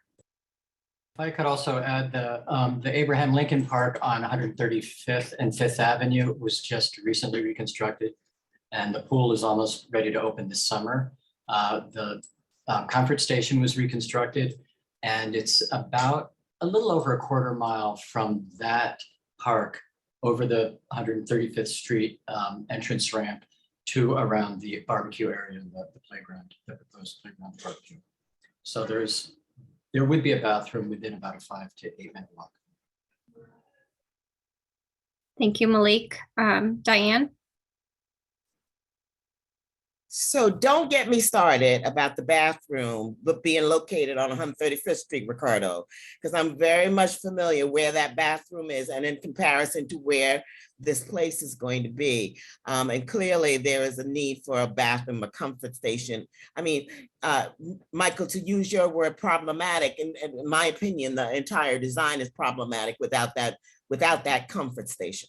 Okay, that's critical to the health of the people who are going to be using that facility, and also to the maintenance of the park, because if people cannot go to the bathroom where they are, they're going to use whatever they have there to go to the bathroom. So I think clearly I salute the community board for trying to go after the dollars, but the design, while it looks very pretty, it is problematic for everyday life for the people who are going to be using. So I want that on the record.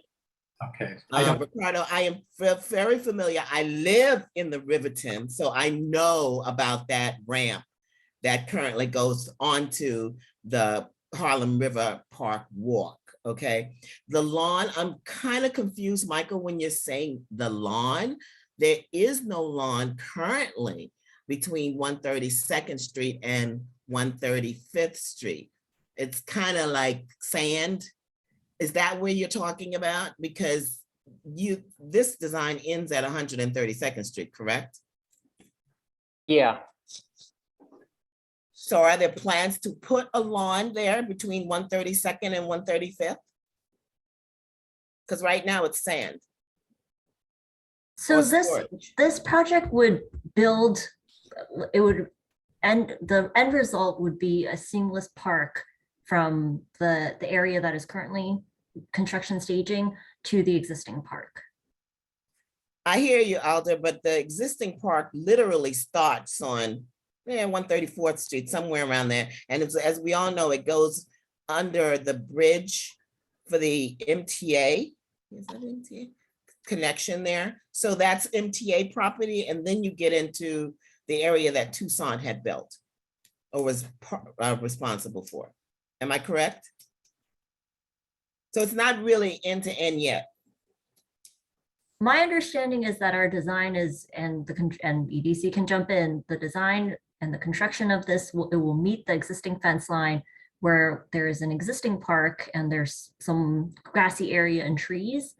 And then right now it sort of ends in that fenced off area and there's access to the construction staging. That we're not going to leave a gap where there is sand or gravel. And Michael, do you want to scroll back just to the slide? You're speaking to the area just north of the proposed barbecue grills. Right, where the barbecue, which is very strange to me because I have to agree with you, Malik. Why is all the activity, the barbecue activity in the north and not down in the south, not clear in the south?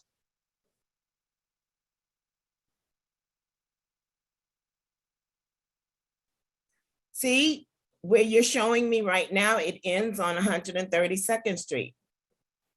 There is no, where is, there is no, is that 132nd Street? Are you coming on? That's not 132nd Street, that's 135th Street. I think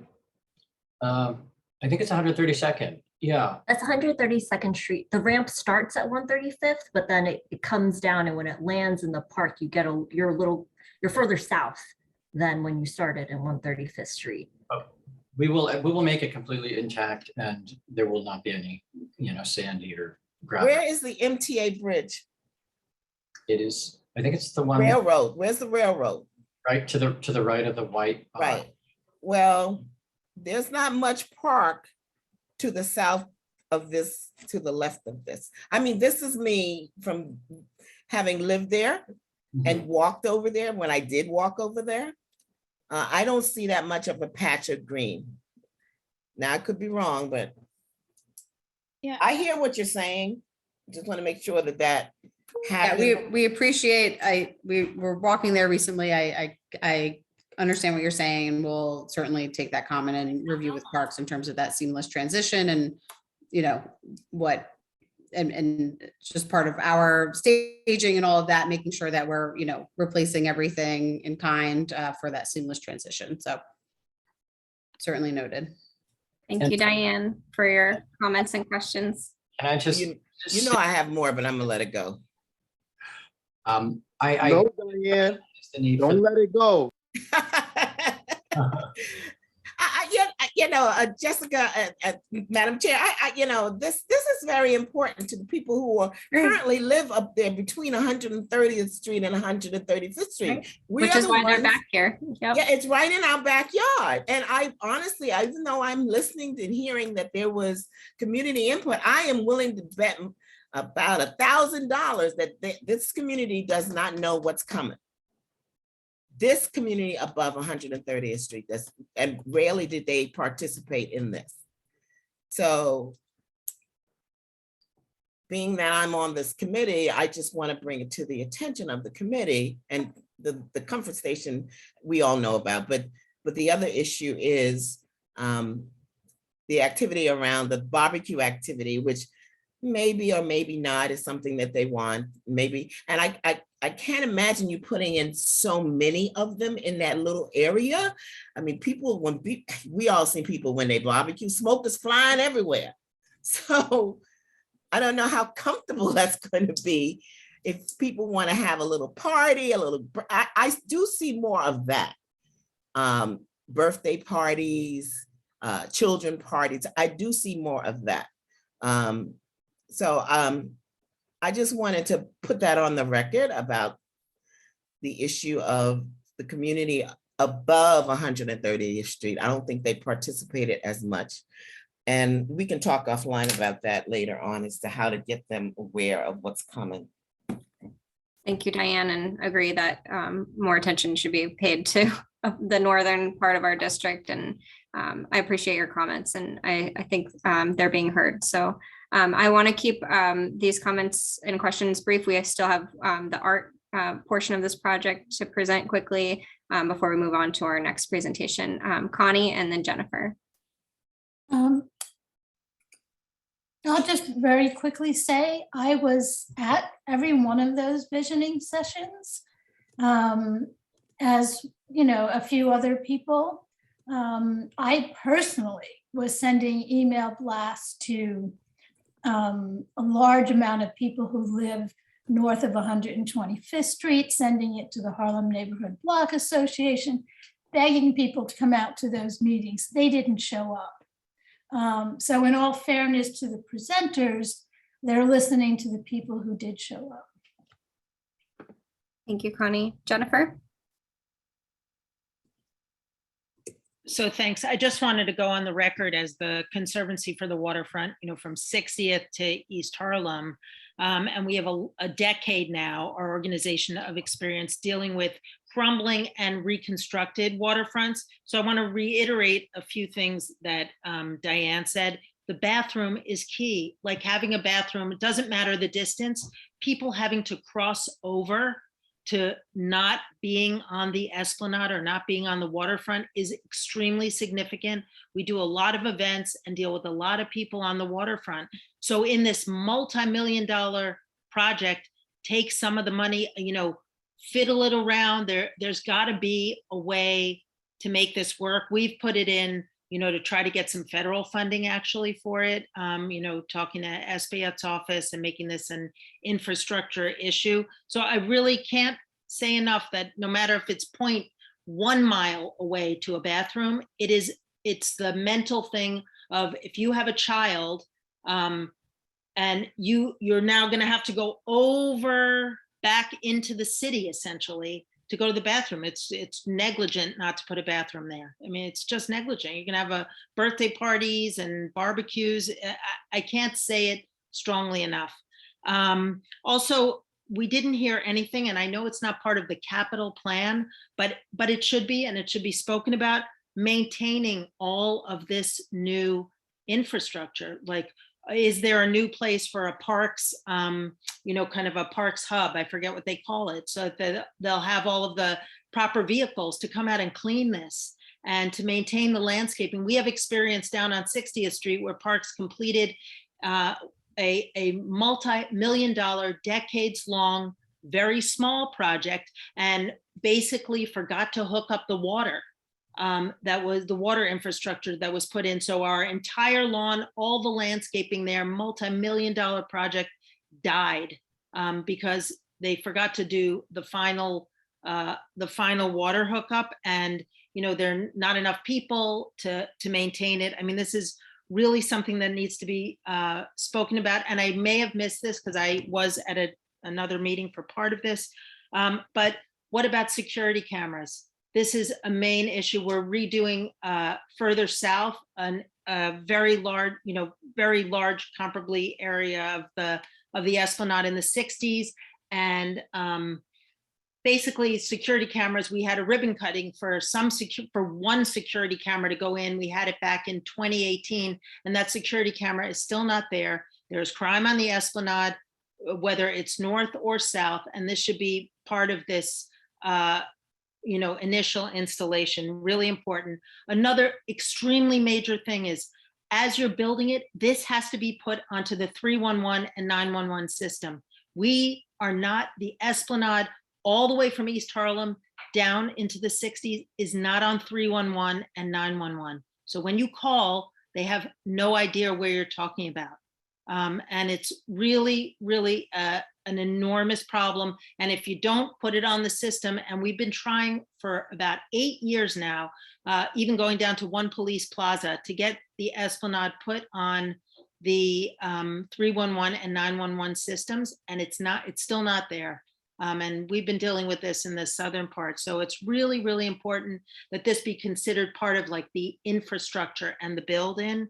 I have a lot of other like kind of smaller things, but those are sort of the main ones. I think in addition to barbecue, you should make some kind of, spacing where some kind of vendor can come. Vendors do well all over the city on waterfronts. Everyone loves piragua or whatever it might be. And I may have missed it, but I didn't see anything for that. And you showed a piece of like, kind of like our Esplanade further south with the bike paver separation. And I can tell you, we get a lot of complaints about, the biking pedestrian issue. I know that's an issue all over the city, but it's not ideal. But anyway, overall, extremely exciting, like beyond exciting, but those boring points are really important. If I can respond to some of that, Jennifer, I think it's a very good observation, what you're saying about how the paver colors are working down in the southern part of the Esplanade where you are. And I really do seek your input on that, because if that's a precedent that's not successful in protecting pedestrians and bicyclists from collisions, then maybe it's something we should look into doing something different, and maybe more, looking at it again more carefully to have the separation more obvious than the paver colors. So if you don't mind, we might seek your counsel on that. I just wanted to note again, with the comfort station being in the park on the water side of the highway, I think the cost and the difficulty of getting the sewage to cross the highway into the sewage system, into the sanitary system in the city grid on the other side is prohibitive. It's exorbitant. So I think we were hoping to have a comfort station at the 127th Street entrance in the city grid, but at grade, it seemed to be the most practical. And we are working towards that. And, I didn't mean to, denigrate the need for that one. That one would kind of anchor the south, but the north part of the park is, it's over a half a mile away from there. It's easier to go to the 135th Street bathroom. It's a shorter walk. If you're at the playground and the barbecue, it's a much longer walk to go to the 127th Street, assuming we do have that. Do you have any comments about the security cameras or the 311? We've heard about the infrastructure challenges before, and I just want to keep the meeting moving along if possible. I think we would take that to our borough office, our M&O, and see what their policy is, but yeah, we are aware there's challenges with the 911 system and park properties. It's an ongoing issue because of the way the phone systems work. And thanks for raising that one, Jennifer. We'll talk to the borough about that. Great, thank you. And just, Jennifer, you're on mute, but I think you're just saying thank you. I just one last question about the naming of the park. I know that we have discussed that the community board would like to name both the park and the pathway for Richard Toussaint. And I have heard from Steve that the pathway is moving forward in some capacity, but I wanted to follow up on our desire to additionally have the park named for Richard. They're definitely aware of that. And we talked about the whole thing once it's a jurisdiction question on that, but thanks for keeping it on the front burner. We appreciate it. Yep, thank you. All right, and if I think we can move to the arts section. Okay. Oh, great. Edo, you're ready. Thanks. Good evening, everyone. My name is Eto Otetegbe. I'm an artist. Can everyone see my presentation here? Yes. And again, if we could keep the presentation as brief as possible. I know your work is very important, but we do have additional items. Thank you. Absolutely. So I'm just going to share some updates on the concept for this artwork. And the title of this project is Emanative. As Michael suggested or mentioned in his presentation, the artwork will go in the northern area of the park, just a little bit south of the barbecue area. My concept going into this project was to create a space, really, use artwork and sculpture to create a space to reflect on the ecology of East Harlem and the Harlem River, and also the cultural ecosystem and historically and present day of Harlem. So I went to do that. I kind of created these towers that are interactive, and I'll get to that in a few minutes. But they also represent visually this sort of dynamic turbulence of the Harlem River, which is an estuary, but also the dynamic nature and culture and fabric of Harlem, New York. The majority of this sculpture is stainless steel. There are four, I'll kind of jump back, there are four different towers. The tallest tower is about 21 feet tall, and there are shorter towers that are about 9 feet tall. This gives you an idea of scale of what it's like. Each tower is slightly different in the design and the patterns that are engraved into the surface. This gives you a sense of scale of the overall artwork, where the four towers are suspending this waveform canopy, which provides an interesting play on light and interesting cast shadows on the ground. Now, one of the big conceptual changes for my project has to relate to how sound is generated. When I started this project, I was really interested in sort of channeling the energy, the wave energy of the Harlem River to create air pressure that would move air through musical pipes and create sound on land.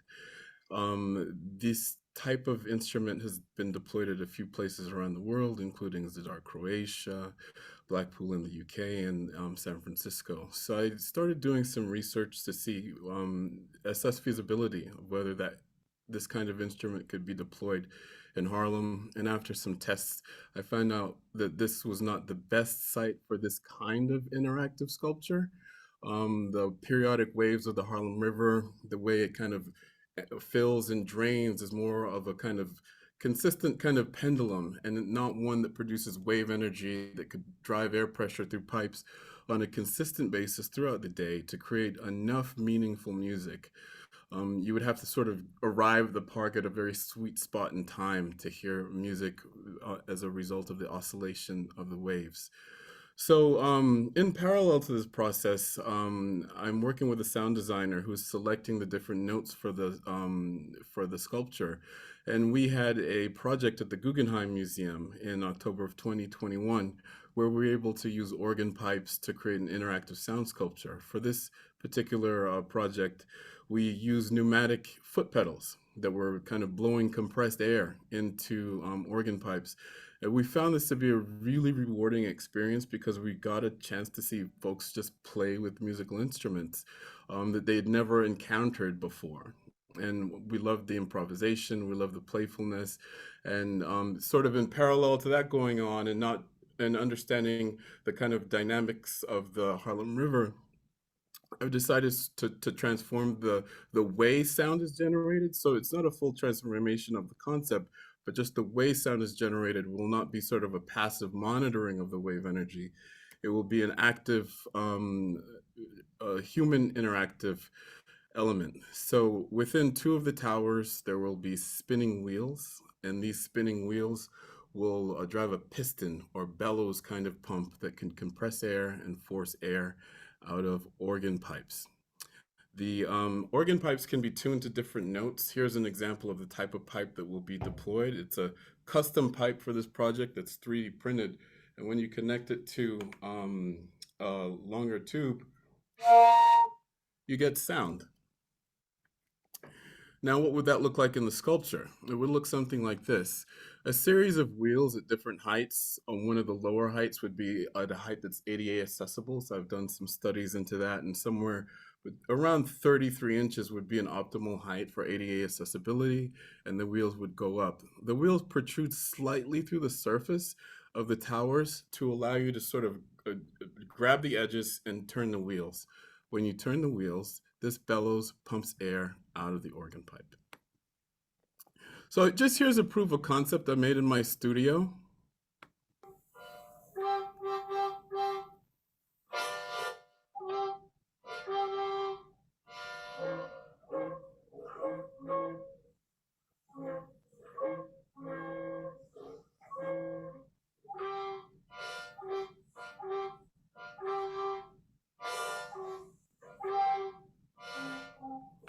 I just want to note a couple of quick things with this video in relation to ADA accessibility as well. You might notice I was kind of doing weird things with my hands to turn those wheels. You can certainly grip the edge of the wheel and spin it in order to create sound, but you don't have to, because in order for it to be an accessible device, you can simply just use the edge of your palm or even your arm or elbow, so you don't have to necessarily grip the wheel in order to turn it. So the force required to create sound and to play and interact with the instrument is one that could be accessible to all. So along with these changes, I want to continue sort of audience development and visioning for programmatic aspects of the sculpture. If we have this sound sculpture situated within an amphitheater that you saw in the slides from Star White House, what are some programs that could happen? We could mic up the organ towers and musicians can play with them. People can improvise them with them at will when they're visiting the park. There could be a lot of different possibilities. And I would like to engage in that process with community members around East Harlem. And it's interesting, folks brought up maintenance earlier in this meeting. I'm certainly interested in creating a specific, and I've been in conversation with the Parks Department about this, a specific maintenance fund for this artwork. And here's just a list of some of the organizations I've been in touch with at the beginning of this project. My plan is to sort of circle back with them and give them some updates about the interactivity as well. And that's the end of my presentation. Let me know if you have any questions. Thank you so much. Are there any questions from the board? Please raise your hand. Connie, go ahead. Hi, Ito. I'm really happy to see that you came up with a solution for the sound. I do want to inquire just a bit about the volume. I was at the test that you did at the water edge with pumping the water through. And you know, just because the amount of noise nearby, it was really hard to hear. In this case, will people who are interacting with it be able to hear it? That's a great question, Connie, and that was one of the real pain points in exploring a prototype that was powered by the water itself. So the prototype you experienced was not powered by this. Was very different from the version I presented tonight.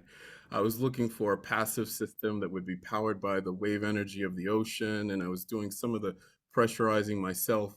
So since then, I've kind of iterated and explored different prototypes to find something that could produce loud enough, meaningful sound at any time that it's interacted with.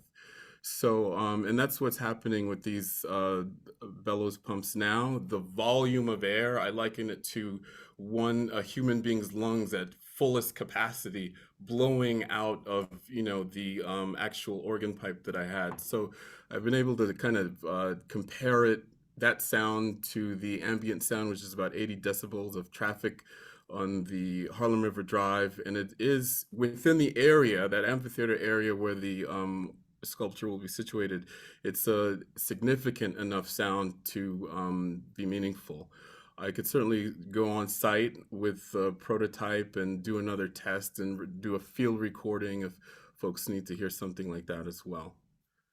I don't know that that's necessary. The last thing that I would just say is this little amphitheater and sound installation is, I really think you should speak with Jazzmobile. And when the time comes, I'll make that introduction for you because they're very used to programming and at sites similar to this that are not easily accessible and all of that. They know how to do that. Thank you. I would love to do that. Yeah, good. Thank you. I'm very happy to see the progress on this. Thank you.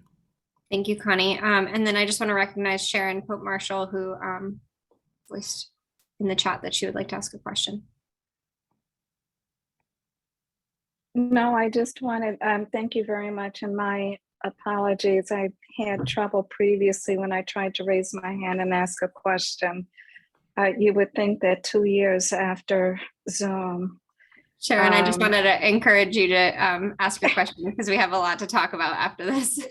Sure. No, I don't have a question. I was asking for the person that is disabled or in a wheelchair.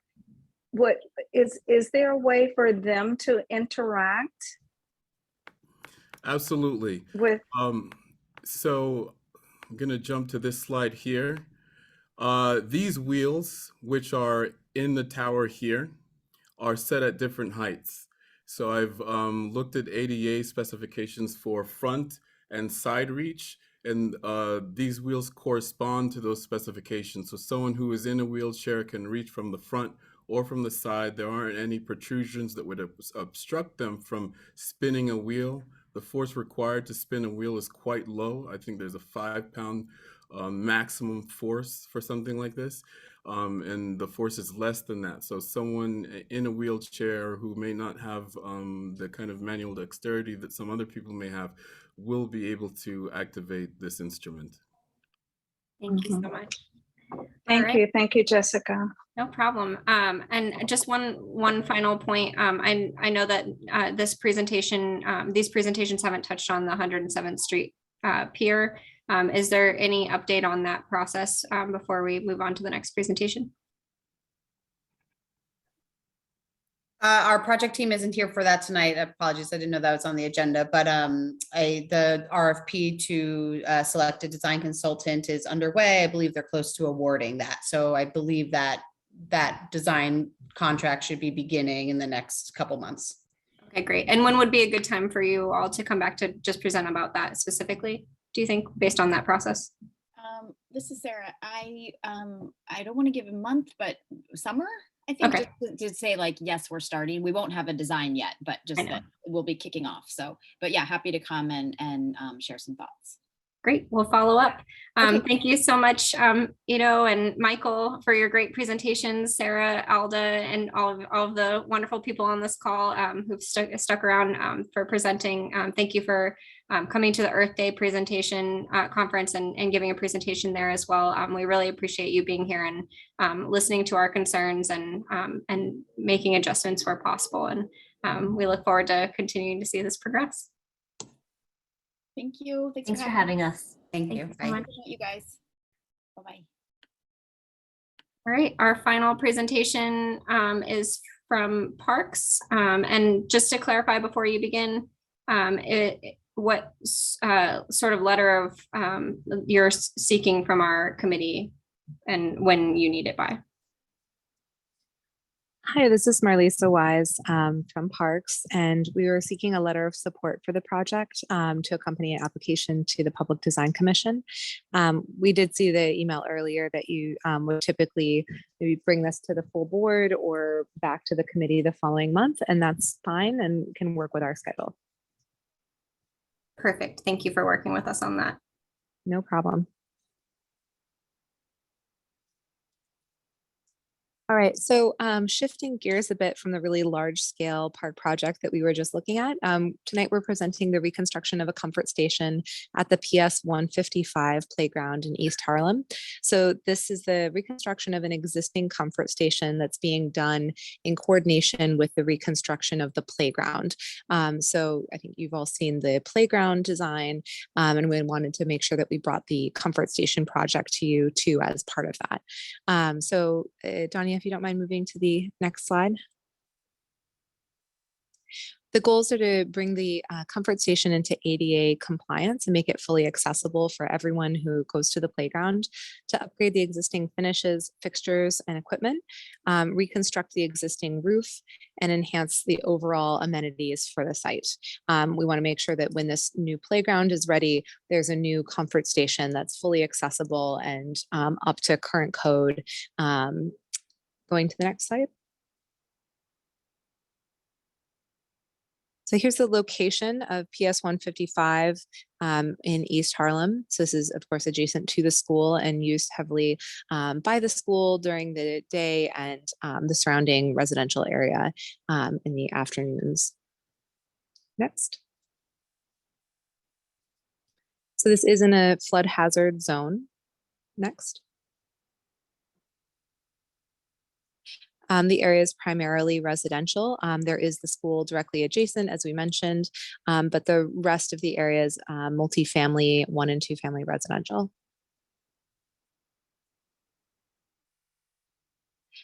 So here are some existing views of the comfort station. So this is the south facade on the left and the east facade on the right. Next.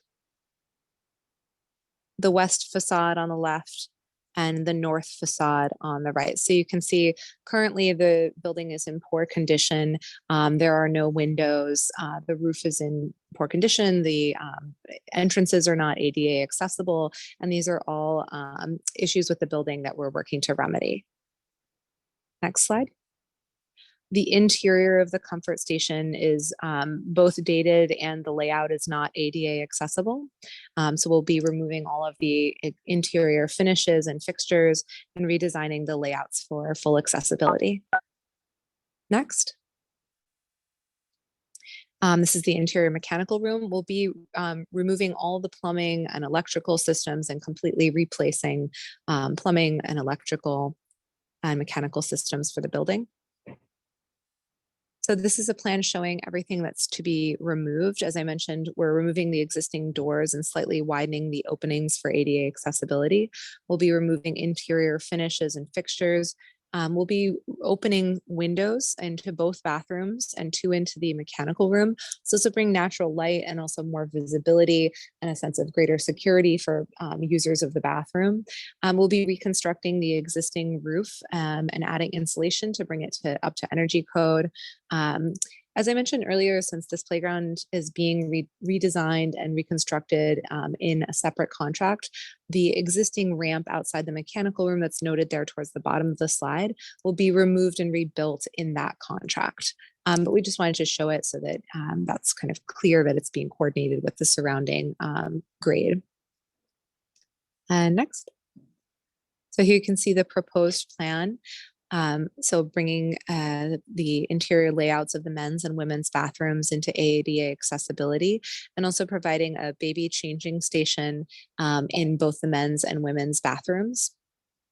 There will be a window facing towards the street in either bathroom. So that'll, as I said, increase the daylighting and the sense of security. The glazing will not be translucent. That's something that comes up a lot. It'll be transparent, so it allows light but not vision into the bathrooms.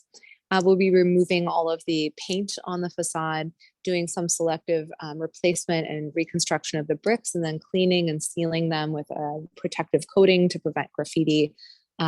Reconstructing the roof, and in the mechanical room you can see we're replacing the service sink and electric hot water heater. We'll also be adding a new wall-mounted drinking fountain with a bottle filler. So this is an ADA compliant drinking fountain, and it allows the drinking fountain and bottle filler to be used year-round, which is something that Parks is trying to do at all of our new projects to make sure that for people who are using the playground year-round, they still have the opportunity to fill water bottles, drink from the fountain, etc. Next.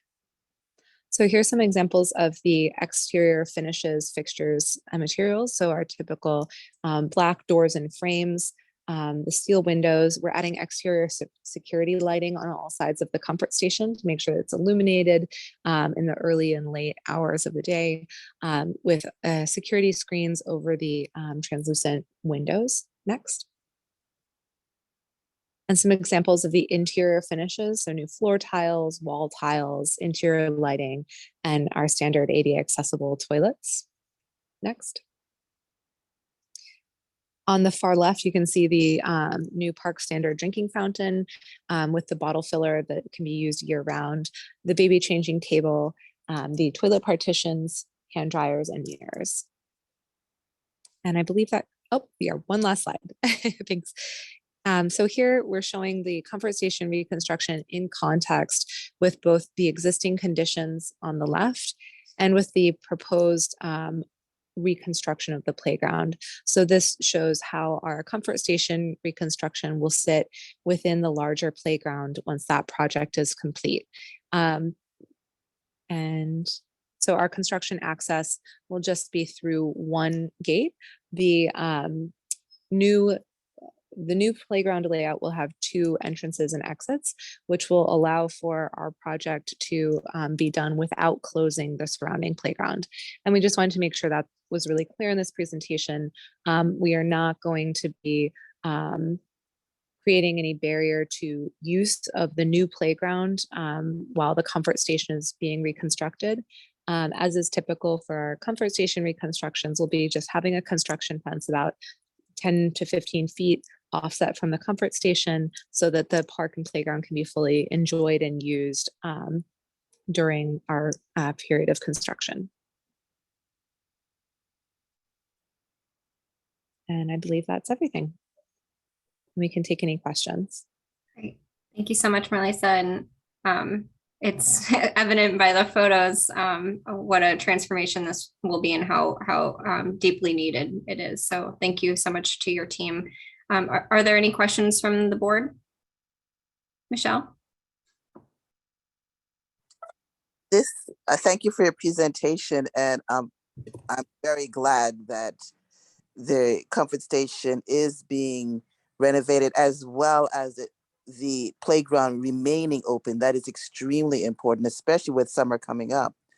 I wanted to find out about the all-season water fountains and how they can be implemented throughout all of the parks, because that is something that is a necessity. So I couldn't get that word out.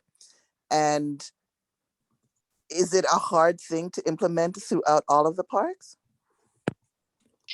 So this drinking fountain, which is wall mounted on the comfort stations, is our new park standard. So any project that's currently going through design is going to have one of these new drinking fountain and bottle fillers mounted on the comfort station. And we're doing this even in situations where there's a freestanding drinking fountain that is not too far from the comfort station, because it allows us to have that year-round availability. So as you said, something that we at Parks also agree is like sorely needed. And so we're doing it at all of the comfort station reconstructions and new comfort stations that are being designed. That is a really good thing to hear, because that would really reduce the waste of just having plastic bottles all over the place. Thank you, Michelle. Are there any other questions from the board? Any questions from the public? Jewel?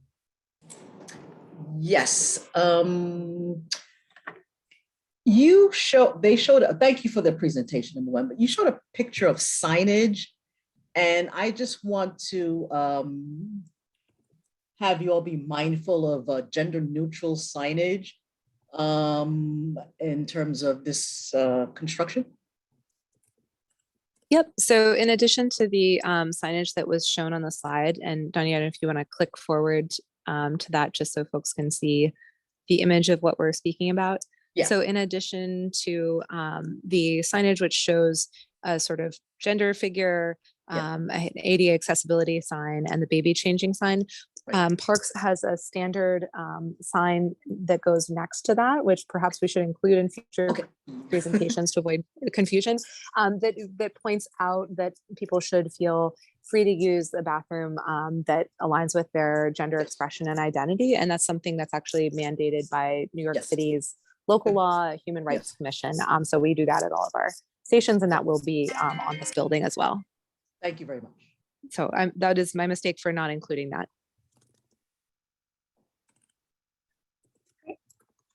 Are there any other questions? Please raise your hand. No. All right, so we will revisit this in our old business section of our next meeting in June, and we'll follow up with any questions in the meantime, and we'll take a vote at that time. So thank you so much for being here and for presenting on this.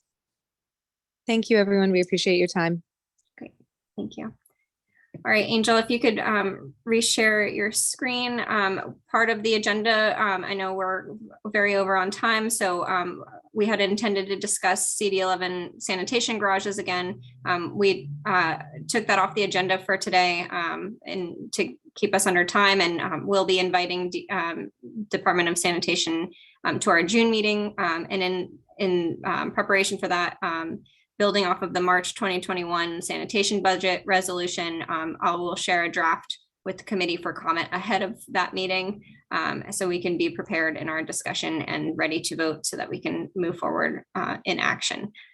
This next item is the committee discussion on Marcus Garvey Park Lions Den. Just to give you all a brief summary of our understanding. Last month, the community board learned of the eviction of the Lions Den equipment from Marcus Garvey Park from an Instagram video, which is not how we like to learn about community happenings. So Xavier, Angel, Malik, and I connected with Parks and NYPD. We were told that Mel and the Lions Den team had been given notices and warnings. I think the notices were, there's a lot of conversation as to how many notices and how long these issues were brought to Lions Den for resolution. And I know that there has since been multiple meetings. Sorry, I'm looking at my notes here. With Mel and as well as Cordell Claire and Kristen Richardson Jordan's office. They were working with Mel on a compromise for storage space that is dedicated for the holding of the equipment. asking that they do not tap the pole for electricity, which is not allowed.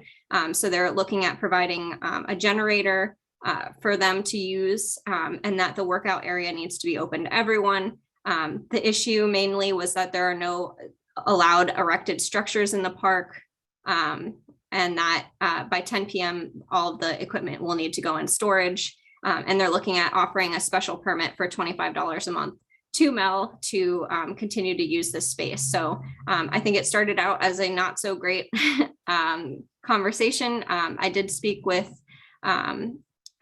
Commissioner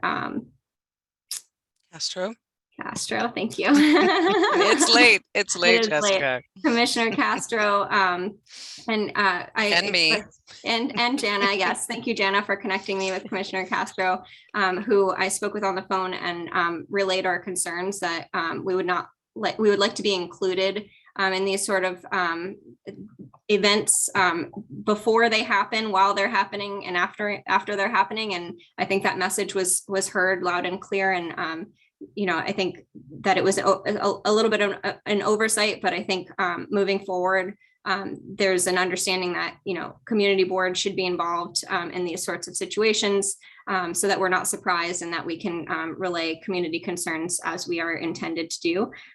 So I think, there's a lot of nuance to this discussion, and been a lot of efforts in the past and a lot of community concern about the future of the Lion's Den. So I just wanted to open this up for, I think some community members are looking at, are asking how to contribute to this. And I know Malik and I tried to get someone from the Lion's Den to attend this meeting, which I do not believe anyone from the group is here tonight. So we just wanted to have a brief conversation to make everyone aware of this and to discuss what we would like to do moving forward. And Jana, while you're here, I'll give you just a minute or two to fill in any gaps and clarify any misunderstandings that I might have had. No. Hello, everybody. I'm Jana. I'm the administrator of Historic Harlem Parks, and it's great to be here tonight. First of all, let me apologize, as I did to you personally, Jessica, in terms of not reaching out to you ahead of time. Some of it was also related to just PEP being in charge of the removal of the equipment and planning it out in terms of when it was going to happen. But again, your point is well made, and we don't want to make that error again in terms of not being in touch with you ahead of time. With that said, we continue to talk with Mel directly. It's been very positive, working on just an agreement. Everything you laid out was right in terms of some of the ongoing infractions against parks policy. One note that, just is for the record, these infractions have been happening for a long time. So it's great that we're now at the table talking together with Mel, and it's looking very positive in terms of providing what you have pointed out, the storage space and the generator. Great, thank you so much for the context, Jana. Connie? Hi. If you want Mel or any of the guys at this meeting, all you had to do is ask me and they would be here. I've known them all for many, many years. I work out in the Lion's Den. The Lion's Den has not gone anywhere. I think it's important to understand that the equipment that was removed was really a bunch of junk that shouldn't have been there anyway, and Parks was within their rights to remove it. I think so much of the information that's been circulating is not particularly accurate. Mel and I did our best to rein it back in so that a lot of the misinformation was, hopefully squashed. The original video that went out was, basically some guy who took a video and took creative license into narrating what was going on. So that was really the bigger problem. I do have concerns about Mel needing a permit to work out in the park, because nobody needs a permit to work out in the park. And I'm concerned that this could put him in a position where he becomes liable for other people. He's an individual, he's not an organization. Doesn't have insurance, all of those things. So I do have some concerns about that. And have put Mel in touch with an attorney to make sure that he's not being put in a vicarious situation. I'm confident that it'll easily be worked out now that the park is under essentially new management. This really sort of bad energy started about 4 years ago, and it just sort of built up to where everyone got defensive. And I think this can easily be worked out. And hopefully, one of the biggest issues is that all of that equipment was stuff that was brought into the park and dumped there by our neighbors who think the park is a dumping ground for anything that they don't want in their house, including exercise bikes. And unfortunately, this stuff gets dropped there and it's of some value and it gets like, oh, okay, we'll keep it. It's not like Mel went out and bought it and said, oh, I want to have this stuff. These rickety old tents that were there were also left in the park. The generator issue is kind of a non-issue because they don't use power. The guy using the power tapping into the light pole was somebody else who basically was, hosting little events next door in the barbecue area. But Mel and those guys don't need power. For a Good to brief know. period of time, they were using there was no lights. So they were, fashioning up some lights in the park. Now that the lights are fixed, there's really no need for a generator. But also now that all the lights are fixed, I think would be a really good time to turn off the Christmas tree lights on the south side of the park. Yeah. On the east side of the park. Connie, yes, I've asked a few times. Let me ask again. Yes. I think I'm just trying to say, like, this really got blown way out of proportion and it was a much bigger deal. And, honestly, it took days and days of my time responding to all the press inquiries who really were trying to make it salacious, and they were pitting the people in the park against the police. And, it really got out of hand. And the really only issue I have is I do have concerns that Mel might become liable for other people's behavior.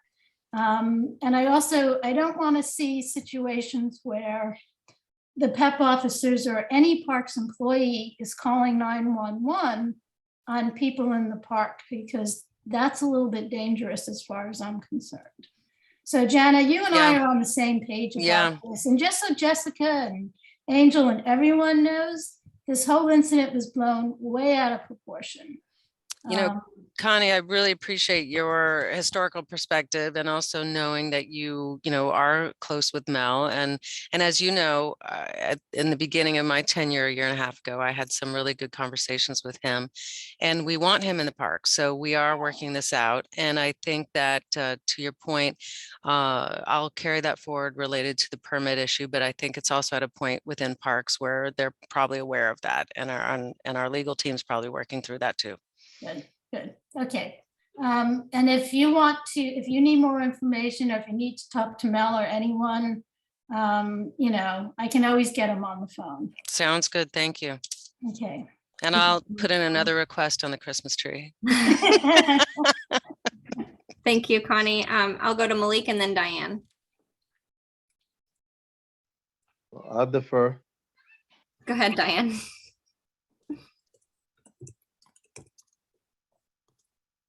Diane? All right, Malik, you're up. I'm sorry. I don't know much about the whole situation, but there was certainly a great deal of outcry from people who were using, I guess, his services. And that speaks loud, Jessica, in terms of the community really wanting to have some type of fitness abilities, capacity within that park. The fact that he was able to operate as long as he operated without any, I guess, pushback from Parks says that he was doing, or he felt he was doing what was right for the community. And I think Jennifer Ratner is still on the call. And what happened pretty much down at the East River Esplanade is something that they advocated for years, which was to get an area for fitness equipment on the waterfront. And maybe we as a community and a board should be looking at the same concept at Marcus Garvey, because there is a need for it. Yeah. And people want to exercise out in the open, particularly post-COVID, pre-COVID, during COVID. That it's very clear. I think the big issue is you're taking away something from what the people have been doing. And now you're telling them, well, okay, we're going to try to work it out, blah, blah, blah, blah, blah. I think we need to have a formalized solution rather than a put together one. That's quick. Yeah, no, thank you, Diane. A few quick points. One, the intention was not to remove the Lion's Den permanently. It was to address infractions. Two, to your point, Mel and his team have been there a long time. So absolutely, that has been in addition to what was happening at Pelham Fritz, our recreation center at Marcus Garvey Park. So. And three, COVID, we certainly were aware of the necessity and service that Mel and the Lion's Den was providing during COVID, to your point. Four, we hope that we can be working on a workout area redesign. We do have a workout facility there outdoors that Mel uses and is open to everybody in the public. But I think, to your point, this is a growing need in our parks in terms of looking at the outdoor workout areas. And just a plug for our Pelham Fritz Recreation Center, which does offer very low cost ongoing physical fitness to the members of the Recreation Center, and that will open in May. We're waiting for the opening date right now. Thank you, Jenna. Thank you, Diane. Malik? Yeah, to that point, I want to say, but don't y'all agree that the community board should have been a part of the conversation a long time ago for these exact reasons? Because now we in the know, but we was not in the know, and now it's brought on to us. And I feel like anything that happens, or like you said, is a public park, it should be addressed or talked about in our community board meeting. And that's the Connie and I forgot the young lady name that's on Parks. I'm sorry. Jana, hi. Jana, how you doing? Hi, good. Yes, well, thank you. Hey, Jana. Yes. Jana, this is Dave. I'm still on. Hey, Dave. Yes. Let me just chime in briefly. And real quickly, you guys, this is Dave Williams, who's our park manager at Marcus Garvey Park. Yes, so my take on it, it wasn't so much as the workout. My concern is what I've been stressing to my superiors as well, is the tent. That tent, to me, served no purpose with the workout area. They can work out all they want. I just was uncomfortable with the tent. Yep. What's in the tent, what's happening under that you can work out every day, store your equipment every day. The tent had to come down. That was my take on it. Other than that, he can continue to do what he's been doing. That was just my one take on it. And I personally did not have an issue with him, and I still don't have an issue with the operation that he's partaking in. It was the tent. Thank you, Dave. Yeah, and Malik, to that point, again, it was just about the infractions against parks policy that we had spoken about many times. So it was just about that. It wasn't about stopping him or anybody from working out. And just to Malik's point, it would be great that with consistent attendance from parks at our meetings, that with the informational updates, that, until, it's completely resolved, that there's updates to our committee, so that we're in the know about it and that we can help out with anything as needed as we move forward. I'll go to Connie and then David, and then we really got to wrap up. Jessica, I just wanted to ask a quick question. I apologize, Yes, Connie. go ahead, Malik. We only have one item to vote on next. We're not, But yeah. for today, I mean, next week, I mean, next month, but for today, right? Out of the 3 presentations, we have one, Yep. which is the parks as far as the comfort station is concerned? Yep. Okay. All right, Connie and then David. So I think that, as you all know, I stepped down from the Marcus Garvey Park Alliance. And I think you have to be a little patient with them to get reorganized, restructured, get some younger people involved so that they can come to these meetings and talk to you.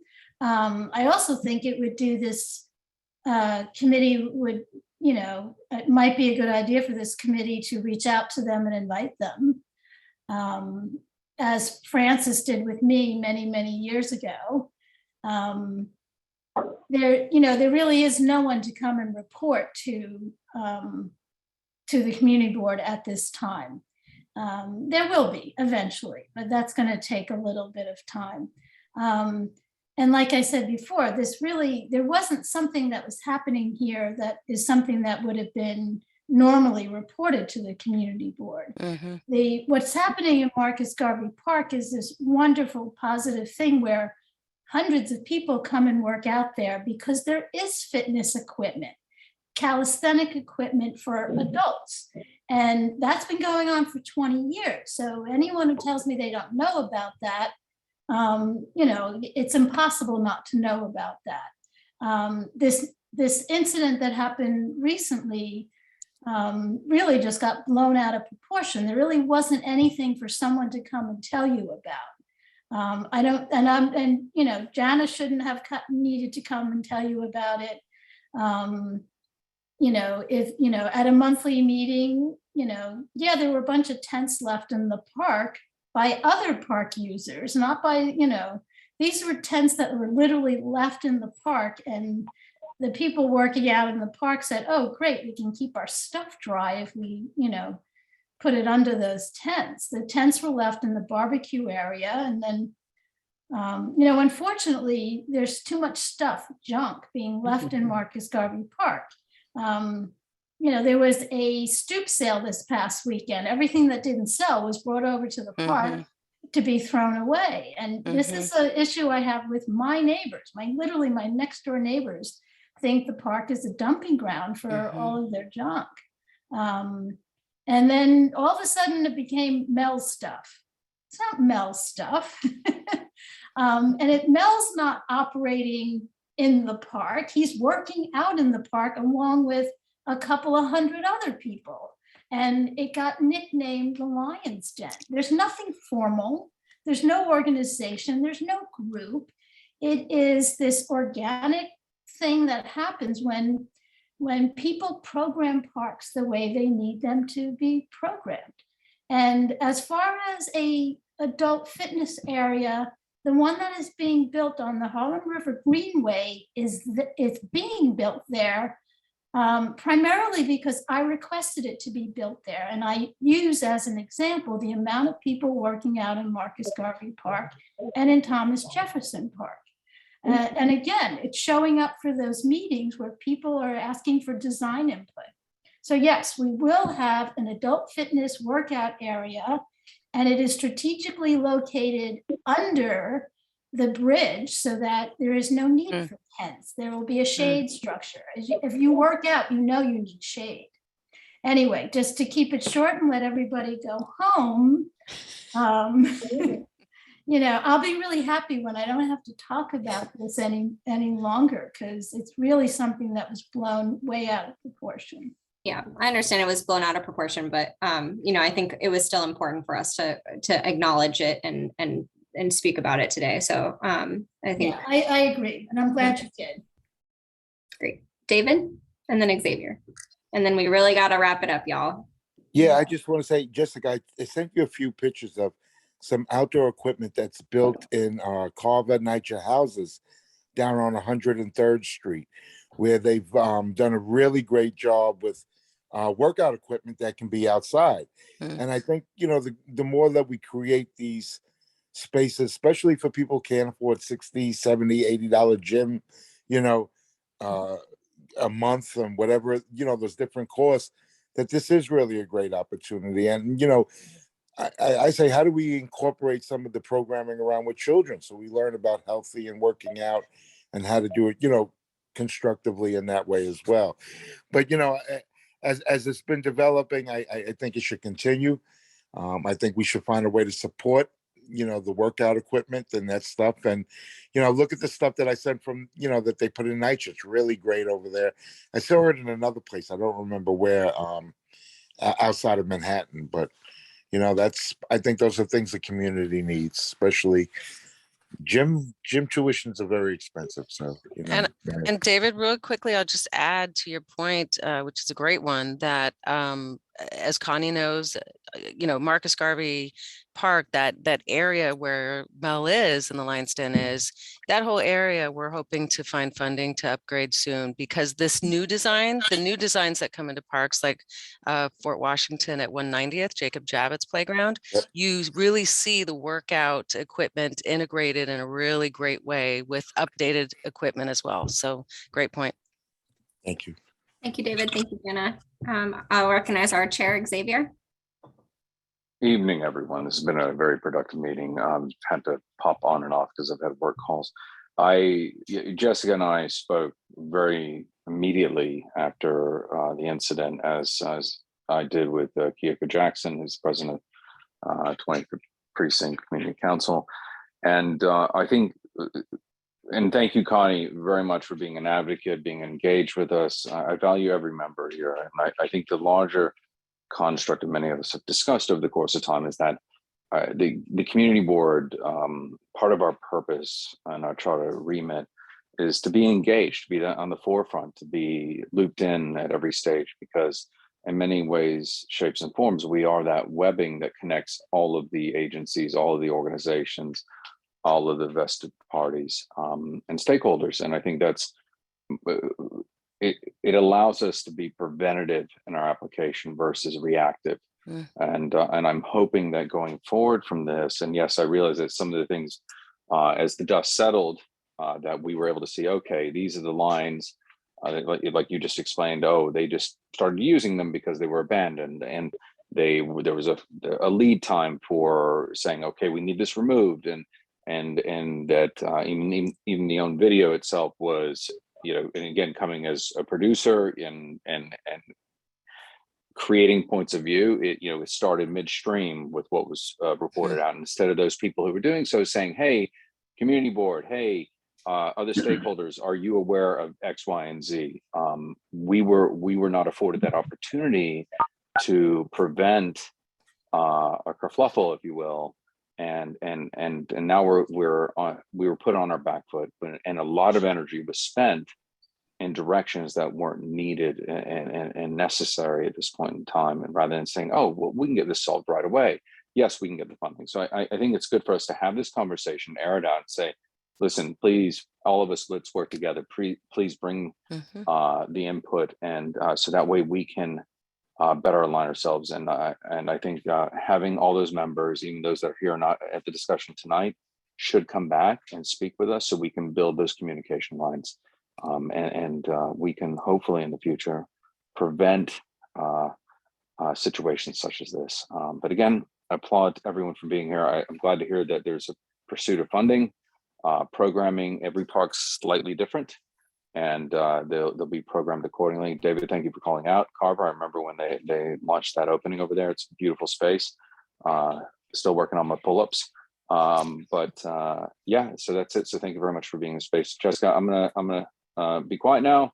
Look forward to seeing everyone at executive and full board, and keep us posted. Great. Thank you. Yeah, and I think at the very least, anyone who was not here at this meeting that we think is an important player in this discussion. Connie, if you could help us out with that, and Debbie or Diane, I see you have mentioned in the chat some other representatives who might be necessary in this conversation. At the very least, we will be revisiting it in June at our informational updates from parks. So if they can attend our next meeting, we will be sure to include their voices in this conversation. Thank you, everyone, for a long meeting. We will, is there any old business? Is there any new business? All right. Yeah, I just want to say something real quick. Thank you, Malik. thank you, everyone. Two things. One, I am in June. I don't have the exact date yet, but I will be doing a community baby shower. The basics of it is just trying to get different baby shower items, you know, stuff for little babies, and trying to give things for the community, to the community for free. And that's just the basis of it. It will be the first weekend or the second weekend in June. I don't have it quite yet, but I just wanted to put it on your calendar. I guess I will make a plan to say it during not executive, full board. And it was something else, but I can't remember, but that's it.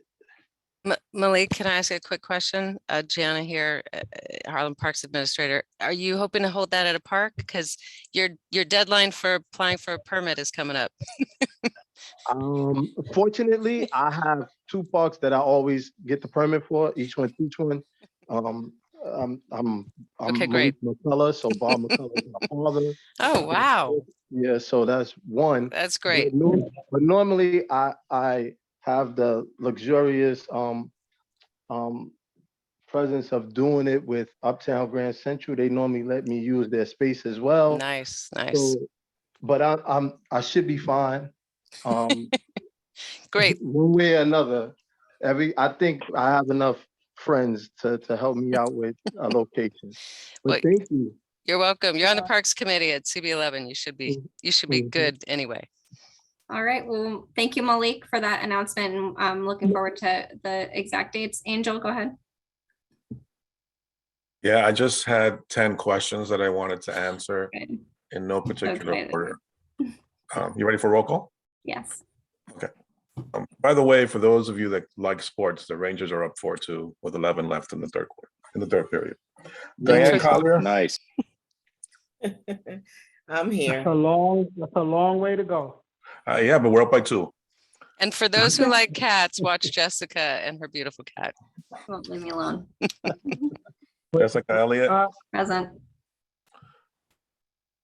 David Giordano? I'm here. Alonzo is absent. Connie? Present. Malik? Here, present. Debbie?